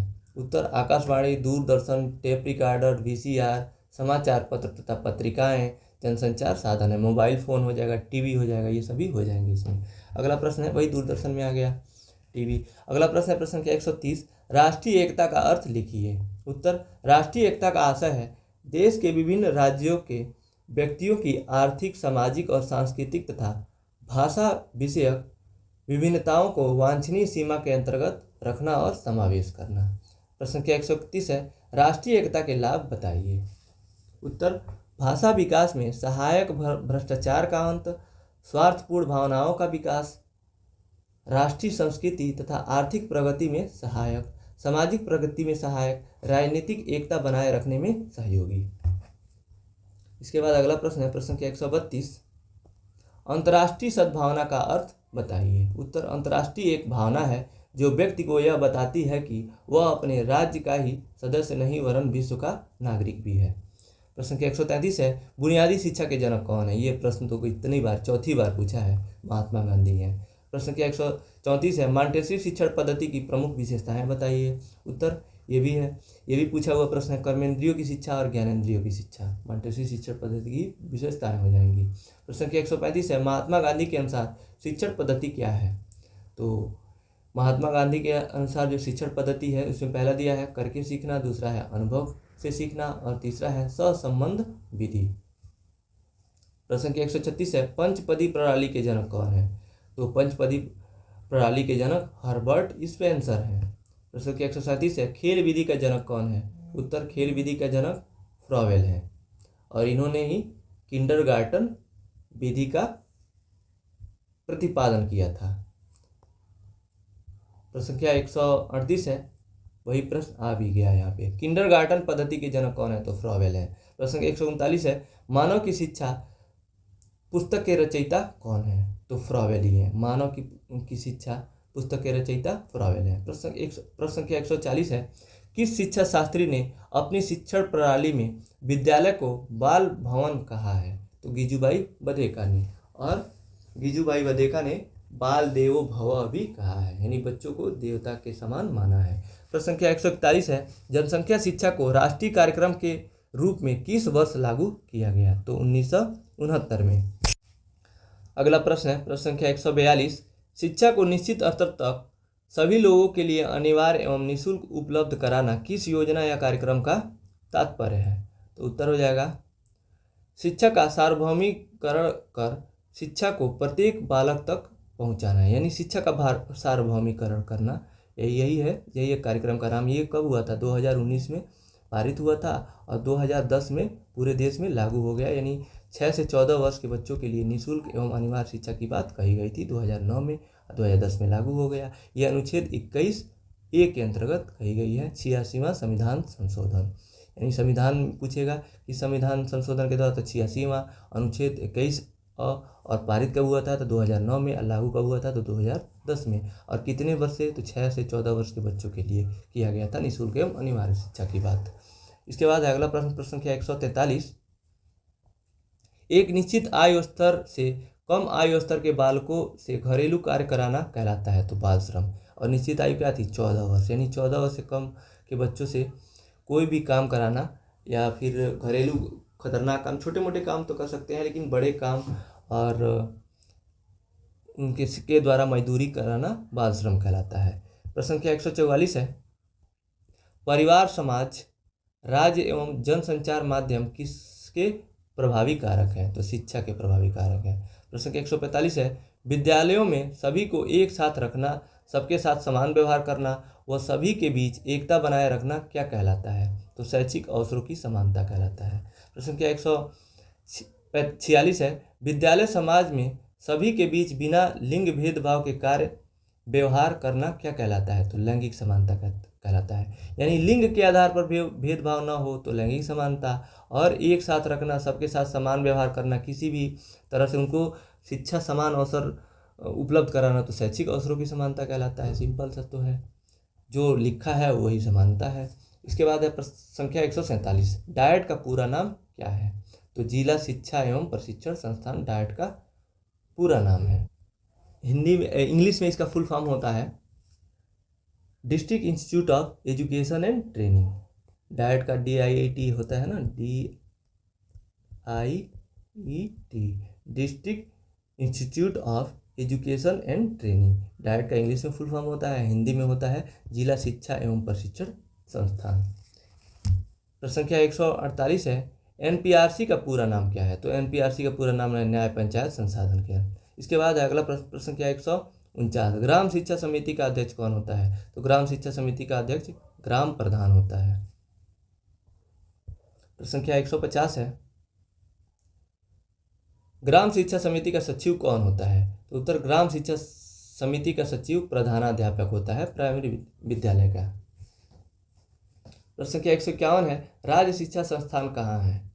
उत्तर, राज्य शिक्षा संस्थान इलाहाबाद में है। प्रश्न संख्या 152 है, राज्य हिंदी संस्थान कहाँ है? तो राज्य हिंदी संस्थान वाराणसी में है, उत्तर प्रदेश के वाराणसी में। तो ये सब राज्य लिखा है ना, तो इसका मतलब उत्तर प्रदेश की बात हो रही है। ये हम लोग यूपी DLED पढ़ रहे हैं ना, तो केवल आपको यूपी से संबंधित ही चीज़ें इसमें मिलेंगी। ये राज्य यानी उत्तर प्रदेश शिक्षा संस्थान इलाहाबाद में है, उत्तर प्रदेश हिंदी संस्थान वाराणसी में है। और अगला प्रश्न है प्रश्न संख्या 153, आंग्ल भाषा शिक्षण संस्थान कहाँ है? तो आंग्ल भाषा शिक्षण संस्थान इलाहाबाद में है। प्रश्न संख्या 154 है, बौद्धकालीन शिक्षा के अंतर्गत मठ में प्रवेश के पूर्व कौन सा संस्कार होता था? तो प्रवज्जा संस्कार होता था। रिपीटेड प्रश्न है, अभी ऊपर हम लोगों ने इसको पढ़ा है। इसके बाद है प्रश्न संख्या 155, शिक्षा के किस उद्देश्य के अंतर्गत व्यक्ति के उच्चतम विकास अथवा आत्मज्ञान पर बल दिया जाता है? तो आदर्शवाद पर। प्रश्न संख्या 156 है, वह शिक्षा जिसमें किसी निश्चित पाठ्यक्रम, विद्यालय तथा वातावरण की आवश्यकता नहीं होती है क्या कहलाता है? प्रकृतिवाद कहलाता है। प्रश्न संख्या 157 है, विद्यालय प्रकृति की गोद में स्वतंत्र एवं खुले वातावरण में हो, यह विचार किसने दिया? तो रूसो ने दिया। प्रश्न संख्या 158 है, छात्रों को गतिविधि या उदाहरण के माध्यम से पाठ पढ़ाते समय ही व्याकरण शिक्षण सहजता से पढ़ाने की वकालत किसने की? तो जॉन डेवी ने की। प्रश्न संख्या 159 है,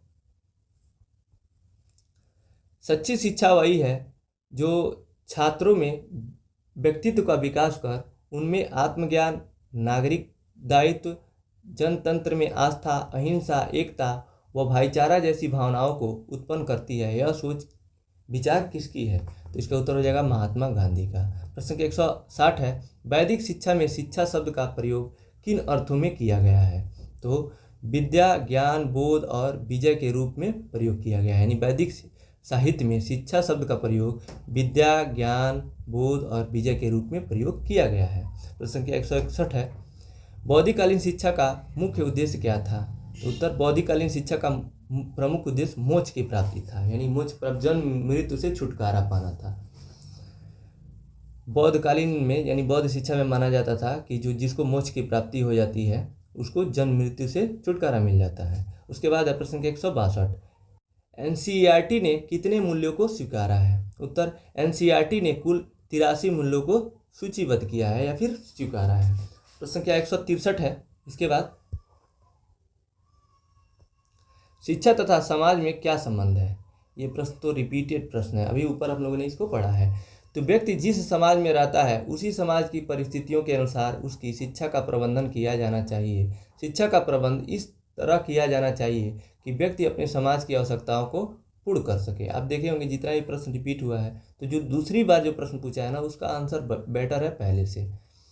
इसके बाद है प्रश्न संख्या 164, स्वामी विवेकानंद जी के बचपन का नाम क्या था? ये रिपीटेड प्रश्न है, नरेंद्रनाथ दत्त था। प्रश्न संख्या 162 है, विश्व जनसंख्या दिवस कब मनाया जाता है? तो 11 जुलाई को। प्रश्न संख्या 166 है, बौद्ध शिक्षा क्या है? उत्तर, चरित्र का निर्माण एवं मोक्ष की प्राप्ति ही बौद्ध शिक्षा है। यानी बौद्ध शिक्षा का मुख्य जो उद्देश्य था मोक्ष की प्राप्ति था। और चरित्र का निर्माण करना था। प्रश्न संख्या 167 है, शिक्षा के सामान्य उद्देश्य बताइए। उत्तर, शिक्षा का उद्देश्य बालकों को उनके जीवन से संबंधित उपयोगी ज्ञान प्रदान करना है। प्रश्न संख्या 168 है, औपचारिक शिक्षा की कोई एक विशेषता बताइए। उत्तर, औपचारिक शिक्षा में सुनियोजित प्रयासों तथा व्यवस्था की आवश्यकता होती है। प्रश्न संख्या 169 है, शिक्षा के प्रभावी कारकों के नाम बताइए। उत्तर, दार्शनिक कारक, सांस्कृतिक कारक, आदर्श आर्थिक कारक, राजनीतिक कारक, नैतिक कारक, धार्मिक कारक आदि प्रमुख कारक हो जाएंगे शिक्षा के प्रभावी, यानी शिक्षा के प्रभावी कारक के नाम हो जाएंगे ये सब। ये प्रश्न 2022 में पूछा हुआ था। इसके बाद है प्रश्न संख्या 170, जनसंचार के 4 साधनों का नाम लिखिए। ये भी रिपीटेड प्रश्न है। टीवी, न्यूज़पेपर, पत्रिकाएं, Doordarshan, radio, tape recorder, television, ये सब हो जाएंगे। टेलीविज़न, टीवी तो आ ही गया, VCR हो जाएगा, कंप्यूटर हो जाएगा। इसके बाद है प्रश्न संख्या 171, प्रदूषण का अर्थ लिखते हुए इसके प्रकारों का नाम बताइए। उत्तर, वायु, जल, मिट्टी आदि का अवांछित द्रवों से दूषित होना प्रदूषण कहलाता है। प्रदूषण है, अब प्रदूषण के प्रकार भी तो बताना है, तो जल प्रदूषण, वायु प्रदूषण, ध्वनि प्रदूषण, मृदा प्रदूषण, यहाँ पे 4 प्रकार बताया है। ये इसके ध्वनि प्रदूषण, ये प्रदूषण के प्रकार हो जाएंगे। इसके बाद है प्रश्न संख्या 172, भारतीय संस्कृति की प्राचीन काल में किसमें आस्था रही है। उत्तर, प्राचीन काल में भारतीय संस्कृति की वसुधैव कुटुंबकम में आस्था रही है। इसके बाद है प्रश्न संख्या 173, शिक्षा व आर्थिक मूल्य नामक पुस्तक किसने लिखी। तो यह पुस्तक प्रोफेसर बागले ने लिखी, यानी शिक्षा व आर्थिक मूल्य नाम की जो पुस्तक है प्रोफेसर बागले ने लिखी। प्रश्न संख्या 174 है, शिक्षा वह प्रक्रिया है जो मानव को पाशविक प्रवृत्तियों से ऊंचा उठाती है। यह किस दार्शनिक ने कहा। यह कथन किसका है। तो अरस्तु का है, अरस्तु ने कहा। प्रश्न संख्या 175 है, शिक्षा का मानव जीवन के लिए महत्वपूर्ण कार्य क्या है। तो शिक्षा का मानव जीवन के लिए महत्वपूर्ण कार्य हो जाएगा बालकों का चारित्रिक विकास करना। प्रश्न संख्या 176 है, मानव के समस्त कार्य किसके अधीन होते हैं। उत्तर, मानव के सभी कार्य मूल प्रवृत्तियों के अधीन होते हैं।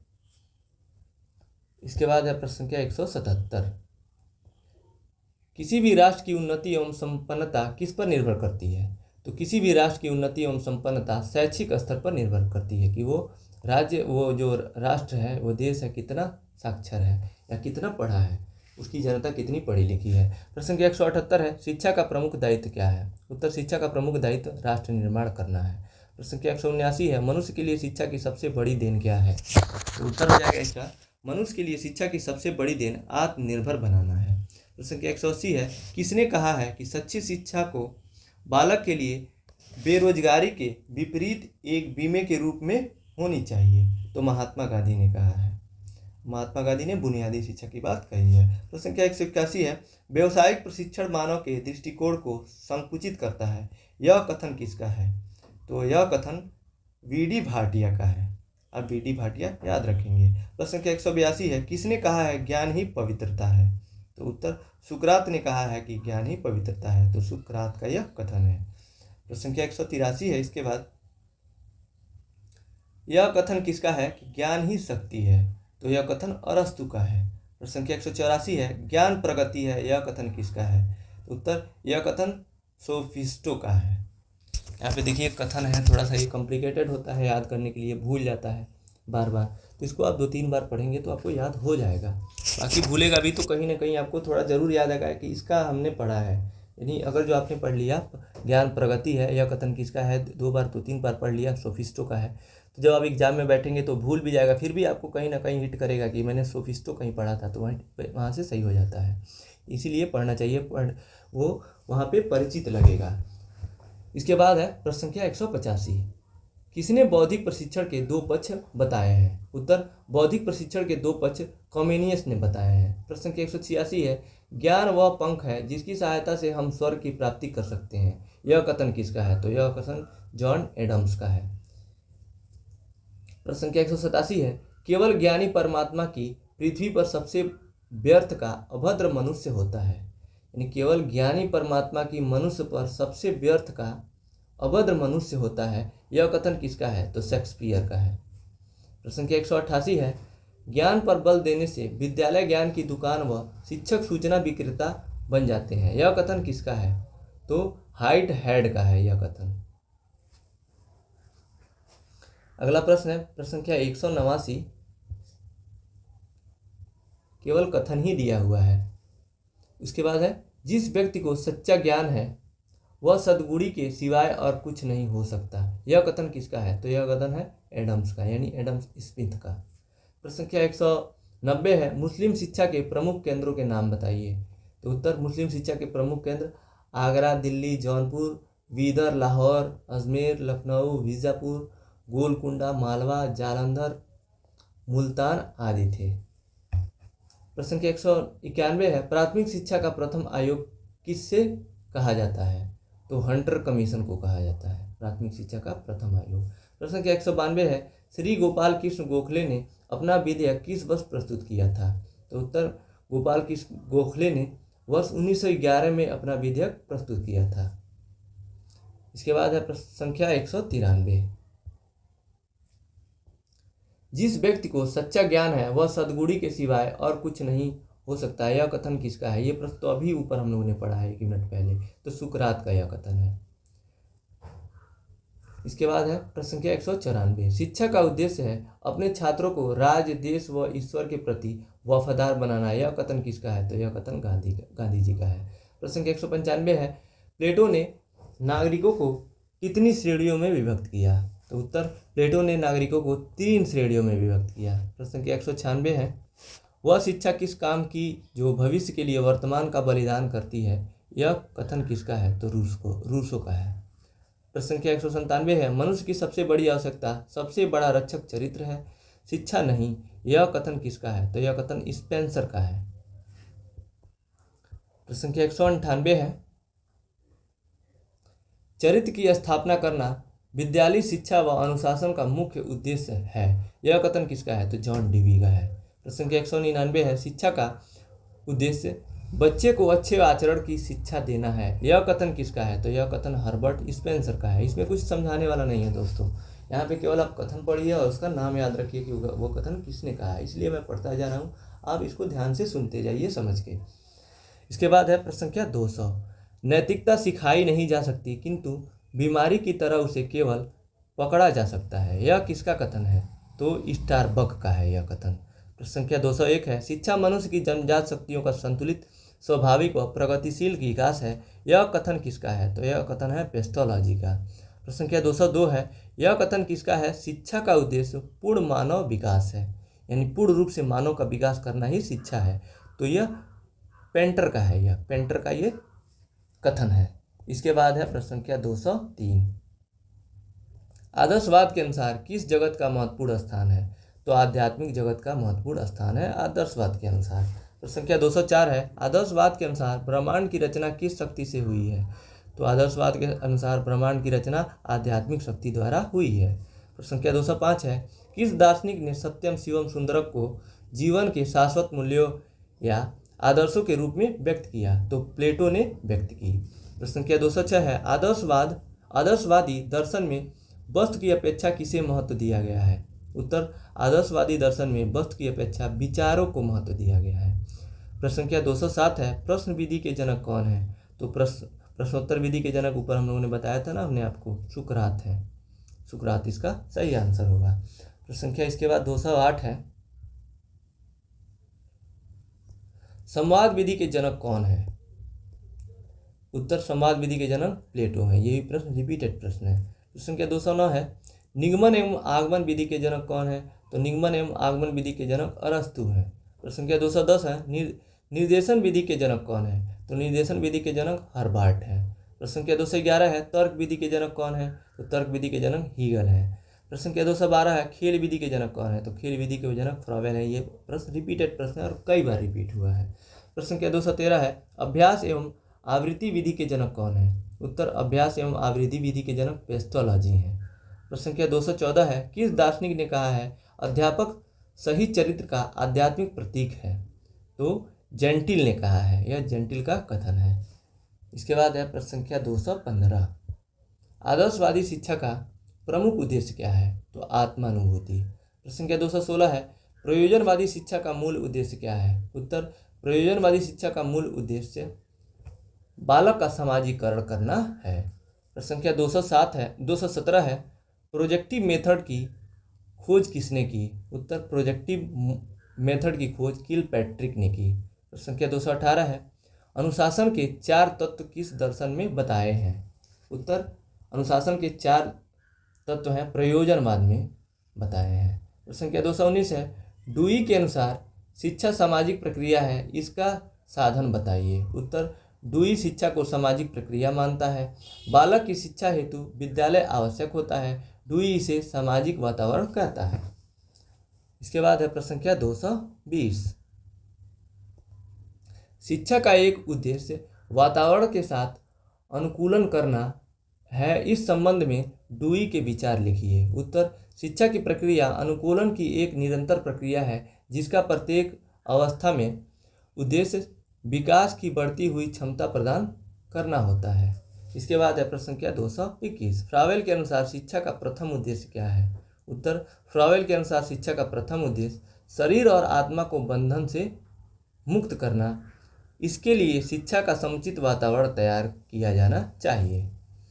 अगला प्रश्न है प्रश्न संख्या 222, फ्रावेल के अनुसार शिक्षा का द्वितीय उद्देश्य क्या है? उत्तर, फ्रावेल के अनुसार शिक्षा का दूसरा उद्देश्य व्यक्ति को ऐसा बनाना है कि वह ईश्वर में स्थित सबकी एकता पहचान ले। इसलिए वह कहता है कि शिक्षा का उद्देश्य तभी सफल हो सकता है जब बालक वस्तुओं में निहित आंतरिक अविच्छिन्नता को समझ ले।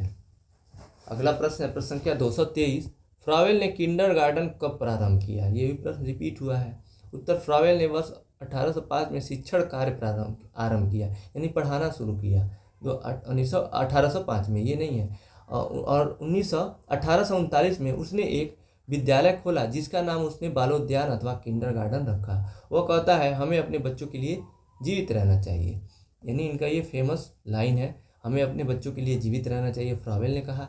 और यहाँ पे प्रश्न क्या था, फ्रावेल ने किंडरगार्टन कब प्रारंभ किया? तो 1939 में। 39 में ही तो उन्होंने एक बालोद्यान खोला या किंडरगार्टन उसका नाम रखा, तो ये उसका जो प्रारंभ था 1939 में। ये प्रश्न रिपीटेड प्रश्न है, इसके पहले आ चुका है। इसके बाद है अगला प्रश्न संख्या 224, फ्रावेल के अनुसार शिक्षण के उद्देश्य बताइए। तो उत्तर हो जाएगा इसका, फ्रावेल के अनुसार शिक्षण का उद्देश्य मनुष्य में निहित शक्तियों का निरंतर विकास करना है, न कि उसको और अधिक ज्ञान प्रदान करना है। उनमें निहित जो भी उस व्यक्ति में जो शक्तियाँ हैं उसको उजागर करना है, ना कि उसको एक्स्ट्रा ज्ञान देना है। उसी में बहुत सारी शक्तियाँ हैं, फ्रावेल का मानना था। इसके बाद है अगला प्रश्न है प्रश्न संख्या 225, मॉन्टेसरी पद्धति का सिद्धांत क्या है? उत्तर, मॉन्टेसरी का कथन है दिया हुआ है, बालक एक शरीर है जो बढ़ता है, एक आत्मा है जो विकसित होती है। विकास के इन दोनों स्वरूपों को न हमें कुरूप बनाना चाहिए और न ही उन्हें दबाना चाहिए, परंतु उस समय की प्रतीक्षा करनी चाहिए जब किसी व्यक्ति का क्रम के अनुसार विकास हो। प्रश्न संख्या 226 है, आदर्शवाद शिक्षा की कितनी विधियां हैं? तो आदर्शवाद शिक्षा की 8 विधियां हैं। प्रश्न संख्या 227 है, प्रकृतिवाद के अनुसार शिक्षण का आधार क्या है? तो उत्तर, प्रकृतिवाद के अनुसार शिक्षण का आधार मूल प्रवृत्तियां हैं। प्रश्न संख्या 228 है, प्रकृतिवाद ने सीखने की किस विधि को जन्म दिया? तो ह्यूरिस्टिक विधि को जन्म दिया, इसी को खोज विधि भी कहते हैं। प्रश्न संख्या 229 है, प्रकृतिवाद ने ज्ञान प्राप्ति के लिए किसने आवश्यक माना है? उत्तर, प्रकृतिवाद ने ज्ञान के लिए इंद्रियों को आवश्यक माना है। प्रश्न संख्या 230 है, प्रकृतिवाद ने किसके महत्व को अस्वीकार किया है? उत्तर, प्रकृतिवाद ने आत्मा और परमात्मा के महत्व को अस्वीकार किया है। इसके बाद है प्रश्न संख्या 231, प्रकृतिवाद के कितने रूप बताए गए हैं? तो प्रकृतिवाद के 3 रूप बताए गए हैं। प्रश्न संख्या 232 है, प्रयोजनवाद किसे सर्वोच्च स्थान देता है? उत्तर, प्रयोजनवाद क्रिया को सर्वोच्च स्थान देता है, यानी करके सीखने पर बल देता है। प्रश्न संख्या 233 है, प्रयोजनवाद किस सत्ता को स्वीकार नहीं करता है? तो ईश्वरीय सत्ता को स्वीकार नहीं करता है। प्रश्न संख्या 234 है, प्रयोजनवाद के अनुसार किसी भी सिद्धांत की कसौटी क्या है? उत्तर, प्रयोजनवाद के अनुसार किसी भी सिद्धांत की कसौटी उसकी उपयोगिता है। प्रश्न संख्या 235 है, प्रयोजनवाद किस प्रकार के शासन पर बल देता है? तो प्रयोजनवाद प्रजातांत्रिक शासन पर बल देता है। इसके बाद है प्रश्न संख्या 236, प्रयोजनवाद के अनुसार शिक्षा कैसी प्रक्रिया है? उत्तर, प्रयोजनवाद के अनुसार शिक्षा निरंतर चलने वाली प्रक्रिया है। प्रश्न संख्या 237 है, किस दर्शन को अर्थ क्रियावाद, व्यवहारवाद, कारणवाद, अनुभववाद, प्रयोजनवाद के नाम से जाना जाता है? तो प्रयोजनवाद को। प्रश्न संख्या 238 है, इसके इतने सारे नाम हैं, क्रियावाद, व्यवहारवाद, कारणवाद, अनुवादवाद, प्रयोजनवाद। इसके बाद है प्रश्न संख्या 238, किस दार्शनिक ने के अनुसार प्रयोजनवाद मस्तिष्क का स्वभाव एक मनोवृत्ति है? यानी किसका कथन है? तो जेम्स का कथन है। प्रश्न संख्या 239 है, प्रयोजनवाद के अनुसार सर्वोच्च सत्ता किसकी होती है? तो प्रयोजनवाद के अनुसार सर्वोच्च सत्ता समाज की होती है। प्रश्न संख्या 240 है, प्रयोजनवाद के अनुसार शिक्षा का स्वरूप कैसा होना चाहिए? यहाँ पे 240 है ना प्रश्न, कैसा होना चाहिए? तो प्रयोजनवाद के अनुसार शिक्षा का स्वरूप व्यवहारिक होना चाहिए। प्रश्न संख्या 241 है, मॉन्टेसरी ने प्रमुख रूप से किन बच्चों की शिक्षा पर ध्यान दिया? तो मॉन्टेसरी ने प्रमुख रूप से मानसिक मंदित बच्चों पर, यानी मानसिक रूप से जो मंद बालक थे उन पर ध्यान दिया मारिया मॉन्टेसरी ने। अगला प्रश्न है प्रश्न संख्या 242, जनसंचार से क्या समझते हैं? इसका उत्तर लिखेंगे, सामान्यतः जनसंचार के माध्यम से तात्पर्य ऐसे अभिकरण से है जिनके प्रयोग से विभिन्न प्रकार की सूचनाएं, स्पष्टीकरण, प्रश्न आदि दूर दराज के क्षेत्रों में लगभग प्रत्येक व्यक्ति तक पहुंचाने का प्रयत्न किया जाए। प्रश्न संख्या 243 है, सामाजिक परिवर्तन की एक परिभाषा दीजिए। उत्तर, गीगिल का अभिमत है, सामाजिक परिवर्तन जीवन की मानी हुई रीतियों में होने वाली बदलाव को कहा जाता है, चाहे यह बदलाव भौतिक दशाओं अथवा सांस्कृतिक साधनों अथवा जनसंख्या की रचना अथवा सिद्धांतों के बदलाव अथवा प्रसार में अथवा समुद्र के अंदर ही आविष्कारों के परिणाम स्वरूप हुए हों। प्रश्न संख्या 244 है, एनसीटीई से संबंधित उत्तर प्रदेश का कार्य कहाँ होता है? तो दिल्ली में होता है। एनसीटीई जो होता है, एनसीटीई इसका फुल फॉर्म होता है national council for teacher education, और इसकी स्थापना 17 अगस्त 1995 को हुई थी। साथ में ये भी पूछता है, आप याद रखेंगे। इसके बाद है प्रश्न संख्या 245, बौद्धकालीन शिक्षा के दो प्रमुख केंद्रों के नाम बताइए। तो तक्षशिला और नालंदा हो जाएगा। ये प्रश्न 2020 में पूछा हुआ है। इसके बाद अगला प्रश्न संख्या 246, मूल्यपरक शिक्षा के उद्देश्य बताइए। उत्तर होगा, एक सुखद एवं समृद्ध भारत वर्ष का निर्माण करना मूल्यपरक शिक्षा का उद्देश्य है। प्रश्न संख्या 247 है, भारतीय शिक्षा का महाधिकार पत्र किसे कहा जाता है? तो वुड के घोषणा पत्र को कहा जाता है। प्रश्न संख्या 248 है, पर्यावरण शब्द किन दो शब्दों से मिलकर बना है? तो पर्याधन वर्ण, जिसका अर्थ है चारों ओर का वातावरण, यानी पर्यावरण शब्द दो शब्दों से मिलकर बना है, पर्या और वर्ण से। इसके बाद है प्रश्न संख्या 249, राष्ट्रीय बाल श्रम नीति कब घोषित की गई?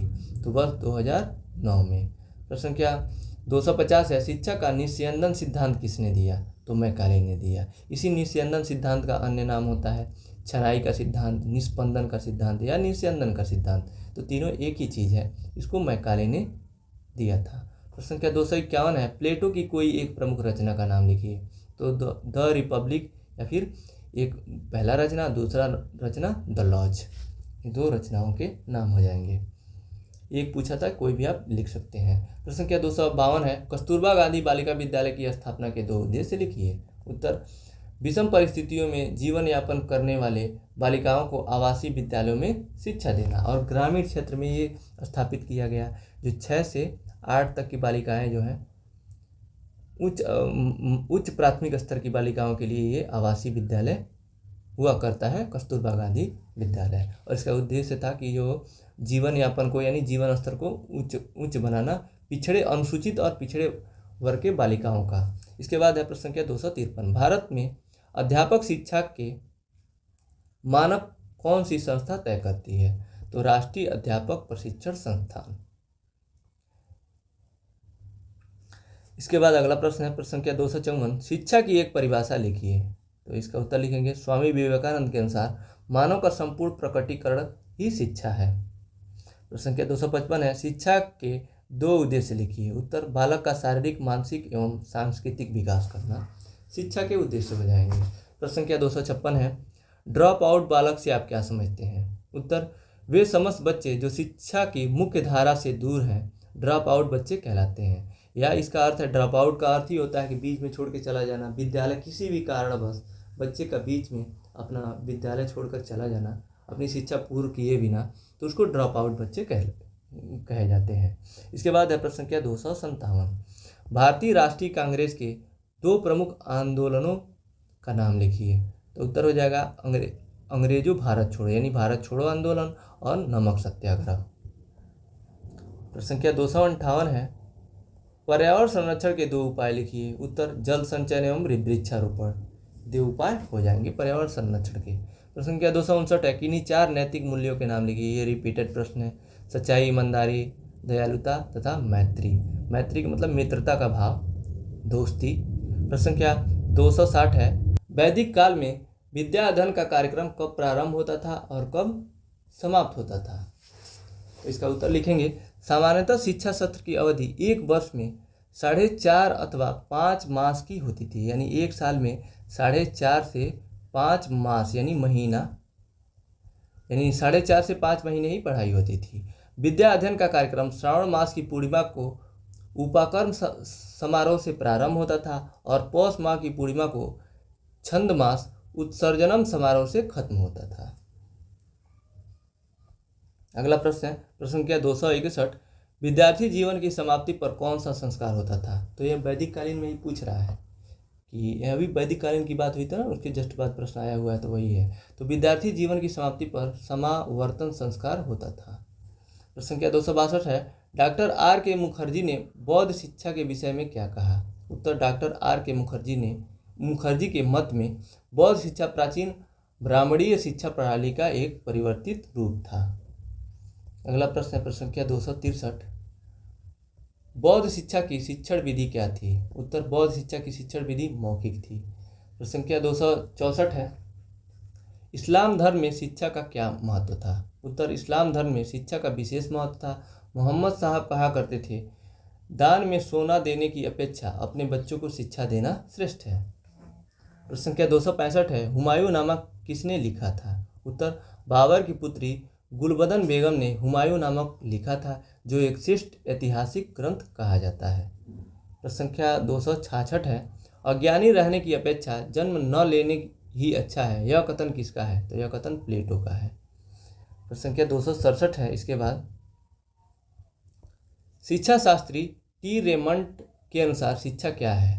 तो उत्तर लिखेंगे इसका, टी रेमंड के अनुसार शिक्षा विकास का वह क्रम है जो बाल्यावस्था से परिपक्वता अवस्था तक चलता है तथा जिसमें मनुष्य अपने आप को आवश्यकता अनुसार धीरे धीरे भौतिक, सामाजिक और आध्यात्मिक वातावरण के अनुकूल बना लेता है।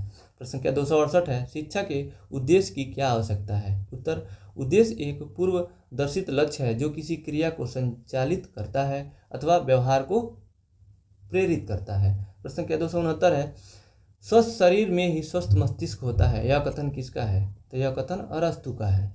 प्रश्न संख्या 270 है, ज्ञान ही स्वर्ग तक की उड़ान में पंखों का आधार है, यह कथन किसका है? तो यह कथन शेक्सपियर का है। इसके बाद है अगला प्रश्न संख्या 271, शरीर, मस्तिष्क और आत्मा इन तीनों का उचित और सामंजस्यपूर्ण मिश्रण पूर्ण मनुष्य के निर्माण के लिए आवश्यक है और शिक्षा की सच्ची व्यवस्था का आधार है, यह किसने कहा है? तो यह महात्मा गांधी का कथन है, यह महात्मा गांधी ने कहा है।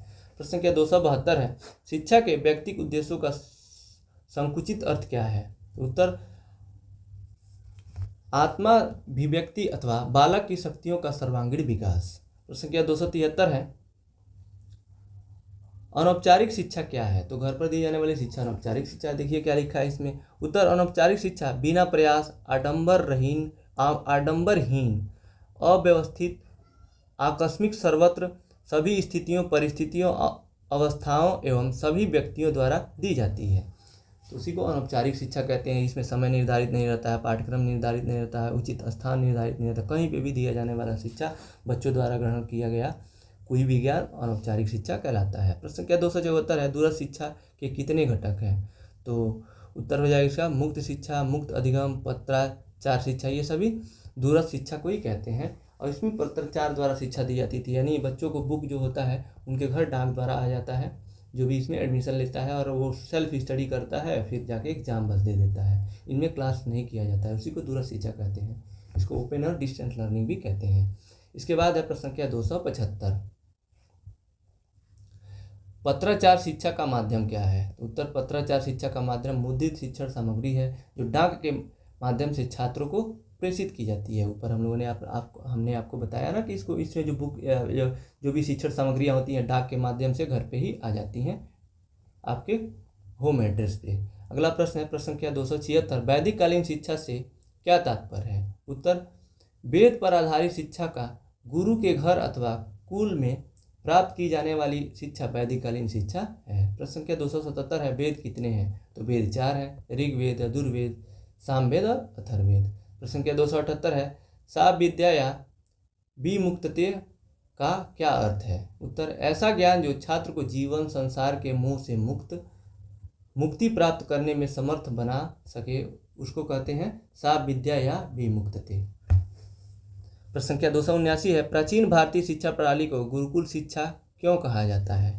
तो उत्तर यह शिक्षा गुरु घर या कुल में प्राप्त होती थी।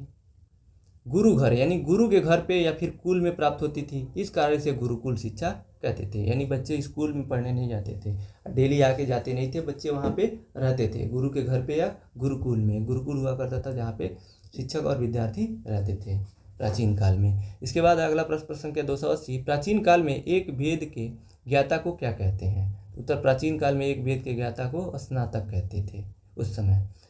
प्रश्न संख्या 281 है, किसने शिक्षण प्रक्रिया के 3 अंग शिक्षक, विद्यार्थी, सामाजिक वातावरण बताए हैं? तो जॉन डीवी ने बताया है।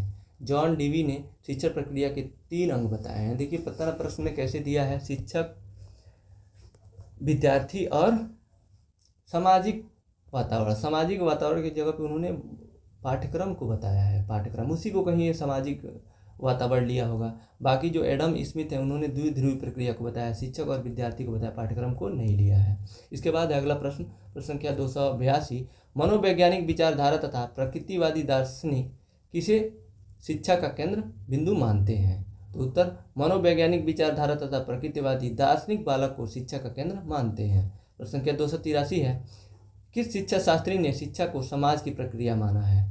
तो डुई ने शिक्षा को समाज की प्रक्रिया माना है। इसके बाद है प्रश्न संख्या 284, किसने कहा है शिक्षा एक द्विमुखी प्रक्रिया? ये प्रश्न रिपीट हुआ है, तो जॉन एडम्स ने कहा है कि शिक्षा एक द्विमुखी प्रक्रिया है। प्रश्न संख्या 285 है, किसने शिक्षा को त्रिमुखी प्रक्रिया बताया है? तो डुई ने कहा है। जॉन ऊपर आया था ना, शिक्षक, शिक्षार्थी और सामाजिक, वहाँ पे आया था सामाजिक वातावरण, तो यहाँ पे वहाँ पे पाठ्यक्रम को उन्होंने ऐड किया है। सामाजिक वातावरण की जगह पे पाठ्यक्रम होना चाहिए। त्रिमुखी प्रक्रिया माना है जॉन डीवी ने। ये प्रश्न दोनों रिपीटेड प्रश्न है, इसको कई बार हम लोगों ने इसको पढ़ लिया। प्रश्न संख्या 286 है, चुंबक के समान शिक्षा में भी 2 ध्रुवों का होना आवश्यक है, इसलिए शिक्षा भी द्विमुखी प्रक्रिया है। यह कथन किसका है? तो यह कथन रास का है। देखिए द्विध्रुवी की बात कही गई है, लेकिन इसका ये जो स्टेटमेंट है ना, ये रास ने दिया था, ना कि एडम्स ने। एडम्स आप यहाँ पे नहीं लिखेंगे। प्रश्न संख्या 287 है, शिक्षा प्रक्रिया को कितने भागों में विभक्त किया गया है? तो उत्तर शिक्षा प्रक्रिया को 3 भागों में विभक्त किया गया। प्रश्न संख्या 288 है, शिक्षा का सर्वश्रेष्ठ उद्देश्य तथा कार्य मानव प्रकृति तथा चरित्र को प्रशिक्षित करता है, यह कथन किसका है? तो यह कथन प्लेटो का है। प्रश्न संख्या 289 है, समाज विहीन व्यक्ति कोरी कल्पना है, यह कथन किसका है? तो यह कथन रेमंड का है। इसके बाद है प्रश्न संख्या 290,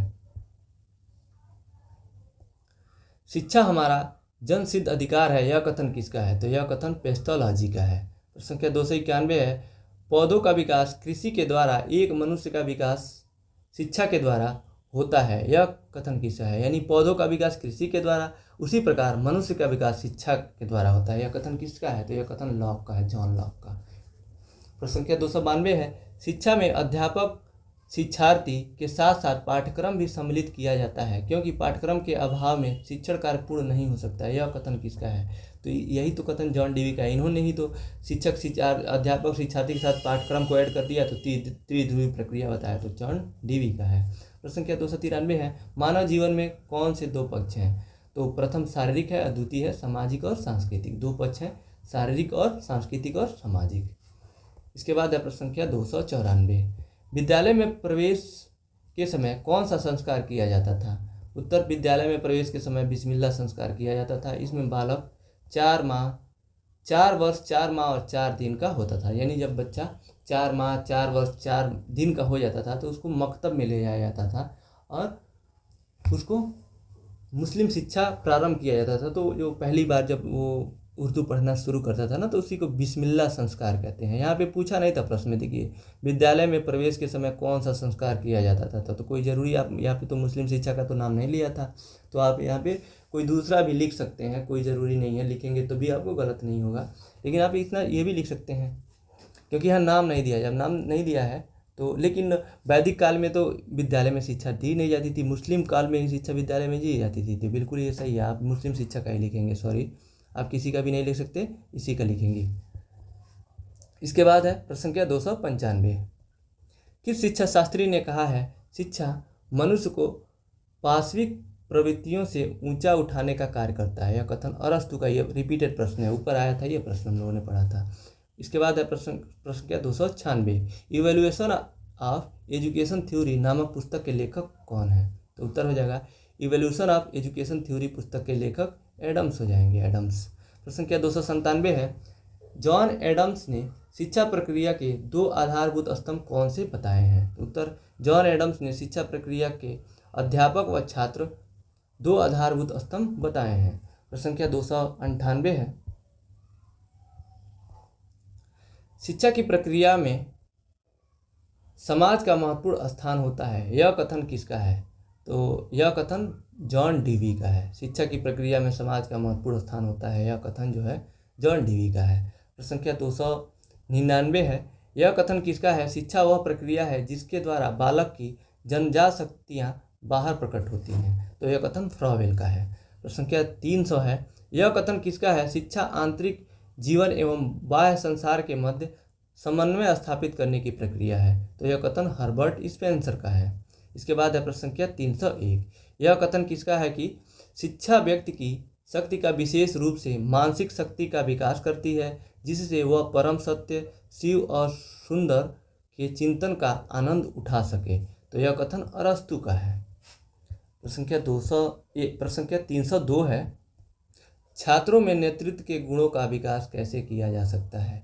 तो पाठ्यक्रम सहगामी क्रियाओं के माध्यम से छात्रों में नेतृत्व के गुणों का विकास किया जा सकता है। प्रश्न संख्या 303 है, जीवन की भांति शिक्षा का उद्देश्य व्यक्तित्व का उन्नयन है, यह कथन किसका है? तो यह कथन राज का है। प्रश्न संख्या 304 है, एजुकेशन वैल्यूज नामक पुस्तक के लेखक कौन है? तो एजुकेशन वैल्यूज नामक पुस्तक के लेखक प्रोफेसर बागले हैं। प्रश्न संख्या 305 है, सामाजिक कुशलता का विकास शिक्षा का उद्देश्य किसने माना है? तो उत्तर, सामाजिक कुशलता का विकास शिक्षा का उद्देश्य जॉन डीवी ने माना है। प्रश्न संख्या 306 है, समाज सेवा से ही आत्मा का विकास होता है, यह कथन किसका है? तो यह कथन रस्क का है। प्रश्न संख्या 307 है, व्यक्तित्व का विकास सिर्फ सामाजिक वातावरण से ही होता है, यह कथन किसका है? तो यह कथन नन का है। बहुत सारे कथन दिए हुए हैं इस प्रश्न पत्र में आपके। अगला प्रश्न है प्रश्न संख्या 308, व्यक्तित्व की व्याख्या सिर्फ सामाजिक संदर्भ में ही की जा सकती है, यह कथन किसका है? तो यह कथन एस बाल्डविन का है। प्रश्न संख्या 309 है, शिक्षा एक अर्थपूर्ण एवं नैतिक प्रक्रिया है, अतः यह कल्पना ही नहीं की जा सकती कि उद्देश्य विहीन है, यह कथन किसका है? तो यह कथन रिवलिन का है। इसके बाद है प्रश्न संख्या 310,